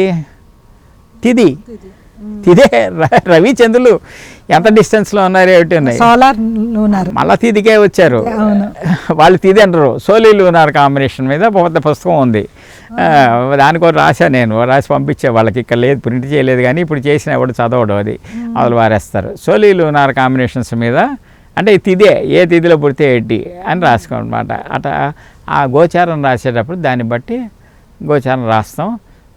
అందులో వాళ్ళకి స్పెషల్గా ఇందులో కావాలి. వాళ్ళకి ఏమిటంటే వాళ్ళకి ఎక్కువ తేడా ఏంటంటే they concentrate on the life matters of the mundane life. ఇహలోక సుఖాల్లో ఏమిటి కావాల్సింది వాళ్ళకి, అదే మనకి అది కాదు. మనకి ఇహలోకం కావాలి, పరలోకం కావాలి, రెండు కావాలి మనకి. అందుకనే మనం ఇహలోకం లేకుండా చెడిపోతాం. ఇక్కడ లేదు, అక్కడ లేదు. అది వస్తుందో లేదో తెలియదు కానీ పుణ్యం మోక్షం వస్తుందో లేదో తెలియదు కానీ ఇక్కడ మటుకు ఇబ్బంది పడతాం మోక్షం కోసం. అది అక్కడ వాడు అది కాదు, నాకు పుణ్యం కావాల్సిందే, ఇప్పుడే సుఖపడాలి నేను, తర్వాత సంగతి నాకు అనవసరం అంటాడు వాడు. అందుకని వాడు దేనికైనా సిద్ధపడతాడు వాడు. అది వాళ్ళకి ఏంటంటే ఎక్కువ ఈ మండేన్ ఎఫెక్ట్స్. అది రోగాలు ఉందంటే రోగాలు ఏం చేయాలి, ఎట్టా తగ్గుతాయి అంతే, ఏం తగ్గాలి అంతేగాని మనం అట్టా కాదు, మనం ప్రిపేర్ అవుతాం. ఇది కాదురా అంటే అది వేరే ప్రిపేర్ అవుతాం, వాడికి అట్టా కాదనమాట. అట్లా ఈ రకరకాలు ఉంటాయి. ఇప్పుడు మీరు 4 పుస్తకాలే కాకుండా ఇంకేమైనా ఆర్టికల్స్ రాసారా? ఆర్టికల్స్ నా వెబ్సైట్లో ఉంటాయి. astrocounselor.com అని వెబ్సైట్ ఉంది. అందులో ఫ్రీ డౌన్లోడ్ ఆర్టికల్స్ ఉంటాయి. ఇదే రాహుకేతు మీద ఉంది, దీని మీద ఉంది, చాలా ఉన్నాయి ఆర్టికల్స్ అంతా. మామూలు జనరల్ వాట్ ఈజ్ ఎస్ట్రాలజీ అని, వాట్ ఈజ్ ప్రిడిక్టివ్ ఎస్ట్రాలజీ అని, గోచారం అని, స్టెల్లార్ ఎస్ట్రాలజీ, ఇప్పుడు చెప్పినవన్నీ అందులోనే వస్తాయి. అన్నీ ఉన్నాయి అందులో. కేపీ గురించి introduction articles, Rahu Ketu, 8th house positives అని ఒక ఆర్టికల్ రాశాను. నేను చెప్పబోయాను, నేను డౌన్లోడ్ చేసుకొని చదివాను, చాలా బాగుంది. 8th హౌస్ పాజిటివ్స్ మనం 6, 8, 12 అనేది అసలు దుష్ట శక్తులు, దుష్ట భావాలు అని కదా మనకి పేరు. అవును, అన్ని దుష్ట భావాలు కాదు, అవి లేదే లేదు అసలు. 8th హౌస్ ఒక ఆయన రాయమన్నాడు పాపం. ఒక ఆయన ఇక్కడ జర్నల్స్, మన ఫ్రెండ్స్ అంతా ఉన్నారు, వాళ్ళు జర్నల్స్ రాస్తుంటారు, పెద్దవాళ్ళంతా పాపం మిత్రులు నన్ను అడుగుతుంటారు. నేను చేయలేను కానీ ఆ పనులన్నీ జర్నల్స్ వీళ్ళు అడిగినప్పుడు ఆర్టికల్ ఏం రాయమంటావు, నీ ఇష్టం అంటారు వాళ్ళు, నాకు చెప్పరు. నేను ఆలోచించి ఎక్కడ లేని రాయాలి నా కోరిక అనమాట. ఆ 8th హౌస్లో పాజిటివ్స్ రాయాలి, చెడు రాస్తే వస్తూనే ఉంది. అవును, అనాలిసిస్ తీసేసి చేస్తే 8th హౌస్లో పాజిటివ్స్. ఇందాక నెగిటివ్ చెప్పాను మీకు, 8th కేతు ఉంటే సూసైడల్ టెండెన్సీస్ అని చెప్పాను. అట్లా ఏ గ్రహానికి ఏముంటే అది 8th హౌస్లో అన్నీ ఉంటాయి అంత. ఇక్కడ ఇప్పుడు మనం సూక్ష్మంగా డిస్కస్ చేయాలంటే 8th హౌస్లో పాజిటివ్స్ ఏంటంటే 8th హౌస్ ఫర్ ఇన్హెరిటెన్స్ బాగుంది. Inheritance 8th house is for mental faculties, ఆకస్మిక ధనలాభాలు ఇవన్నీ కాక mental faculties, mental eligibility, mental reasoning capacities, highest reasoning capacities, mental skills highest 8th house create చేస్తుంది. నోబెల్ ప్రైజ్ విన్నర్స్ ఉన్నారు 8th house బాగున్న positives of 8th house. వాడు వేరే life చెడిపోవచ్చు, అవును, but Nobel prize కొట్టాడు. ఒక భావం చెడిపోతే ఇంకో భావం బలపడుతుంది సహజంగా. అది అక్కడ 8th హౌస్ నోబెల్ ఉన్నారు వాళ్ళు. ఇవన్నీ వదిలేసి 8th హౌస్లో అమితాబ్ బచ్చన్ తీసుకోండి, నా దాంట్లో ఇచ్చాను example. 8th house for longevity. ఆయన కూలీ సినిమాలో యాక్సిడెంట్ అయినప్పుడు is declared dead, next day ఈ సర్వైవ్డ్, మళ్ళీ బతికాడు అన్నారు. ఇప్పటికీ ఆయన లివర్ 12% డ్యామేజ్డ్, ఆయన ఓన్ స్టెంట్ పెట్టు. అయినా ఇప్పుడు ఎట్లా ఉన్నాడు, ఏం పని తగ్గింది, అదే పని ఏం తగ్గలా. మరి 8th house strong, positives of 8th, ఆయన 8th హౌస్ స్ట్రాంగ్ వల్ల ఆయన అట్లా ఉన్నాడు. ఫైనాన్షియల్గా ఏబీసీగా ఆపరేషన్ పెట్టి మైనస్కి వెళ్ళిపోయాడు ఫైనాన్షియల్గా. ఇప్పుడు క్వశ్చనే లేదు.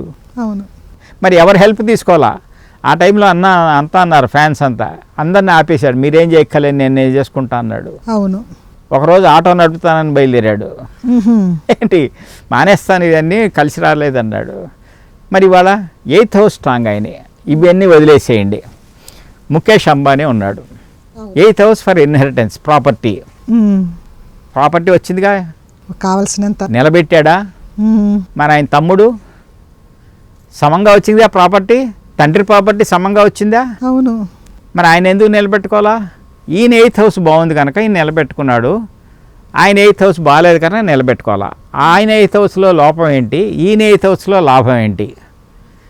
ఇన్హెరిటెన్స్ వచ్చేటప్పుడు ప్రాపర్టీ వచ్చింది కానీ ఇంటెలిజెన్స్, బిజినెస్ ఇంటెలిజెన్స్ వీడికే వచ్చింది, వాడికి రాలా.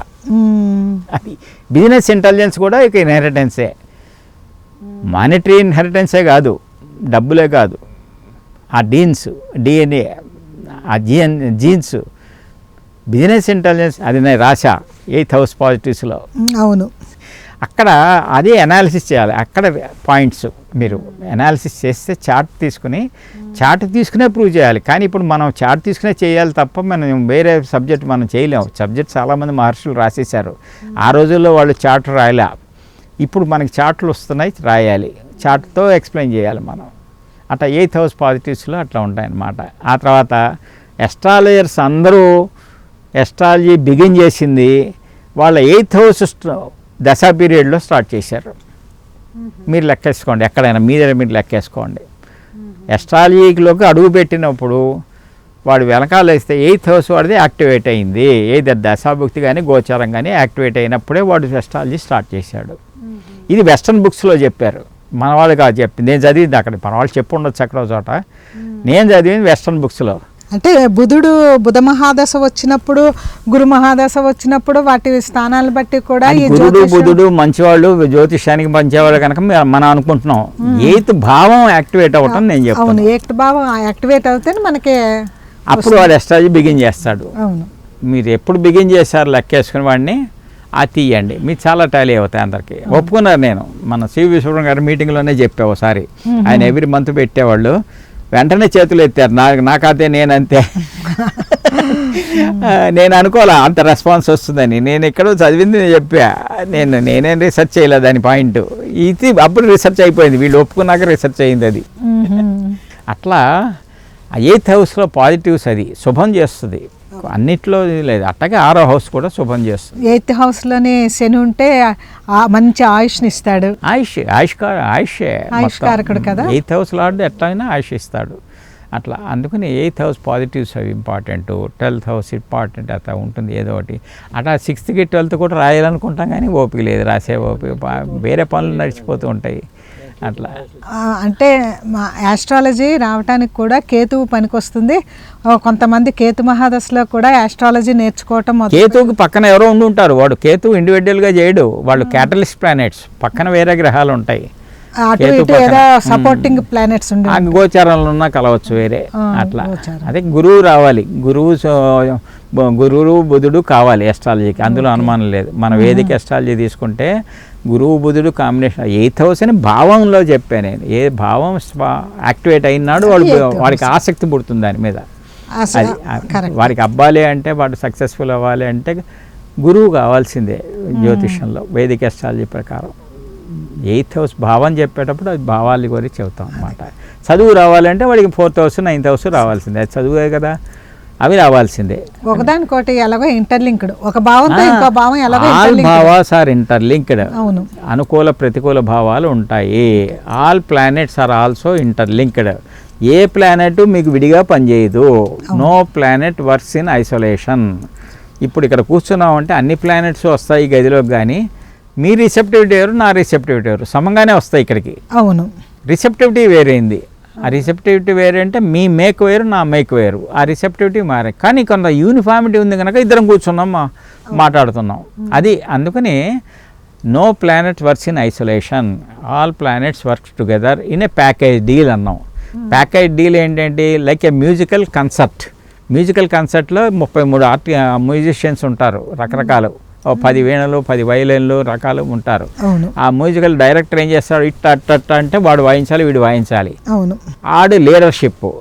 ఈ మ్యూజికల్ కన్సర్ట్లో ప్యాకేజ్ డీల్లో, ప్లానెట్స్ ప్యాకేజ్ డీల్లో ఒకడు లీడర్ ఉంటాడు. ఆ లీడర్ ఎవడు, దశాభుక్తిలు ఆడవచ్చు, లేకపోతే గోచారంలో వేసేనో రాహు ఇవ్వచ్చు.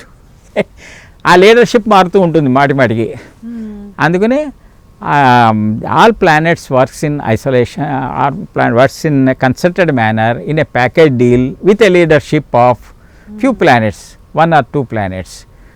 Leadership changes every moment. అది పరిస్థితి. ఈ ప్యాకేజ్ డీల్లో మీరు ఏది పట్టుకుంటారు మీ అనాలిసిస్ చేసేటప్పుడు, అదే బర్త్ చార్ట్ కూడా అదే ప్యాకేజీలు. హోలిస్టిక్ అనాలిసిస్లో interdependent bhavas, interdependent planets కంటాయి.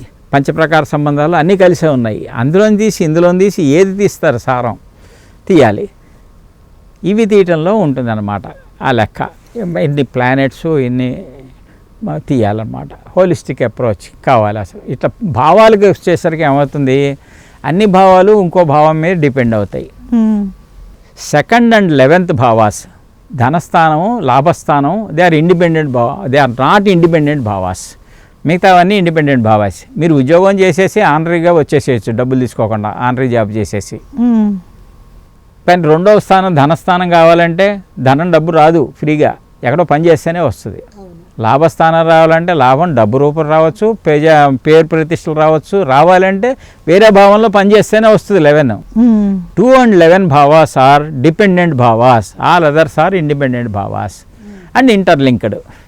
Okay, అది ఇంపార్టెంట్. భావాలు అనలైజ్ చేసేటప్పుడు అది ఏదో 2వ స్థానం దశ నడుస్తుంది, డబ్బు రావాలంటే రావతలు వేరేది 6వ 10వ యాక్టివేట్ అవ్వాలి. అవును, అది అర్ధత్రికోణంలో యాక్టివేట్ అవ్వాలి. కూర్చొని తింటే కొండలైనా తరిగిపోతాయి. అట్లా అందుకని all bhavas are inter dependent and 2 and 11 are dependent bhavas. ఇంకో చోట పని చేస్తేనే వస్తాయి, లేకపోతే all planets are work together. ఈ 9 ప్లానెట్లు, 12 భావాలు, 12 రాసులు, 27 నక్షత్రాలు కలిపి పర్మిటేషన్స్ అండ్ పార్మినేషన్స్ కలిపితే 45 million బిలియన్స్ అవుతుంది నెంబరు. ఇప్పుడు world population is 1/4 of that. ఇంకా ఎన్ని బర్త్ చాట్లు ఉన్నాయి దేవుడి దగ్గర? చాలా ఉన్నాయి. అవన్నీ దింపేస్తే మరో కురుక్షేత్రం అవుతుంది. ఇప్పుడు అని అసలు ఈ బర్త్ చార్టు కాన్ఫిగరేషన్ ఉంది. మీ బర్త్ చార్టు లేకపోతే ఇప్పుడు చార్టు, ఇప్పుడు బర్త్ జరిగింది అనుకో, ఈ కాన్ఫిగరేషన్ ఎప్పుడు రిపీట్ అవుతుంది? వన్స్ ఇన్ 33,000 కాన్ఫిగరేషన్ అయిపోతుంది. ప్లానెట్ తిరుగుతుంది. 30 ఏళ్ళకి శని వస్తుంది అక్కడికే, 12 ఏళ్ళకి గురుడు అక్కడికే వస్తాడు. కానీ ఆ శని వచ్చే వేళకి గురువు అదే ప్లేస్లో ఉండడు కదా. మొత్తం కాన్ఫిగరేషన్ ఎప్పుడు వస్తుంది అంటే 33,000 సంవత్సరాలట ఒకసారి వస్తుంది అని వేదాల్లో చెప్పారు. అదే మన ఏదో అయినాంశ 26,000 సంవత్సరాలు 30,000 ఇదే సరిపోతుందని మనం లెక్కలు కట్టేసుకుంటాం. అది ఆ కాన్ఫిగరేషన్ ఎప్పుడు రిపీట్ అవుతుంది అంటే ఇది ఇప్పుడున్న కాన్ఫిగరేషను 33,000 సంవత్సరాల క్రితం ఉంది. అంటే అప్పుడు కూడా మేము ఇట్లా కూర్చుని మాట్లాడుకున్నాం. ఏ రూపంలో ఉన్నామో ఏం మాట్లాడుకున్నామో తెలియదు. God knows. 33,000 సంవత్సరాలు కాన్ఫిగరేషన్ రిపీట్ అవడానికి అవుతుంది. ప్లానెట్స్ రిపీట్ అవుతాయి, rotation, planets rotates, but configuration do not repeat. So మన లైఫ్లో కాదు, మన తరాల్లో కూడా కాదు. అందుకని చెప్పడం చాలా కష్టం అనమాట. అందుకని పరాశరుడు ఏం చేశాడంటే అన్నీ చూసి దేశకాలమాన పరిస్థితుల ప్రకారం మీరు అన్వయించుకోండి, నా వల్ల కాదు అనేసాడు. కరెక్టే కదా అనేసాడు. అది ఇట్లా. సరే గురువు గారు, చాలా మంచి విషయాలు చెప్పారు. ధన్యవాదములు. చాలా.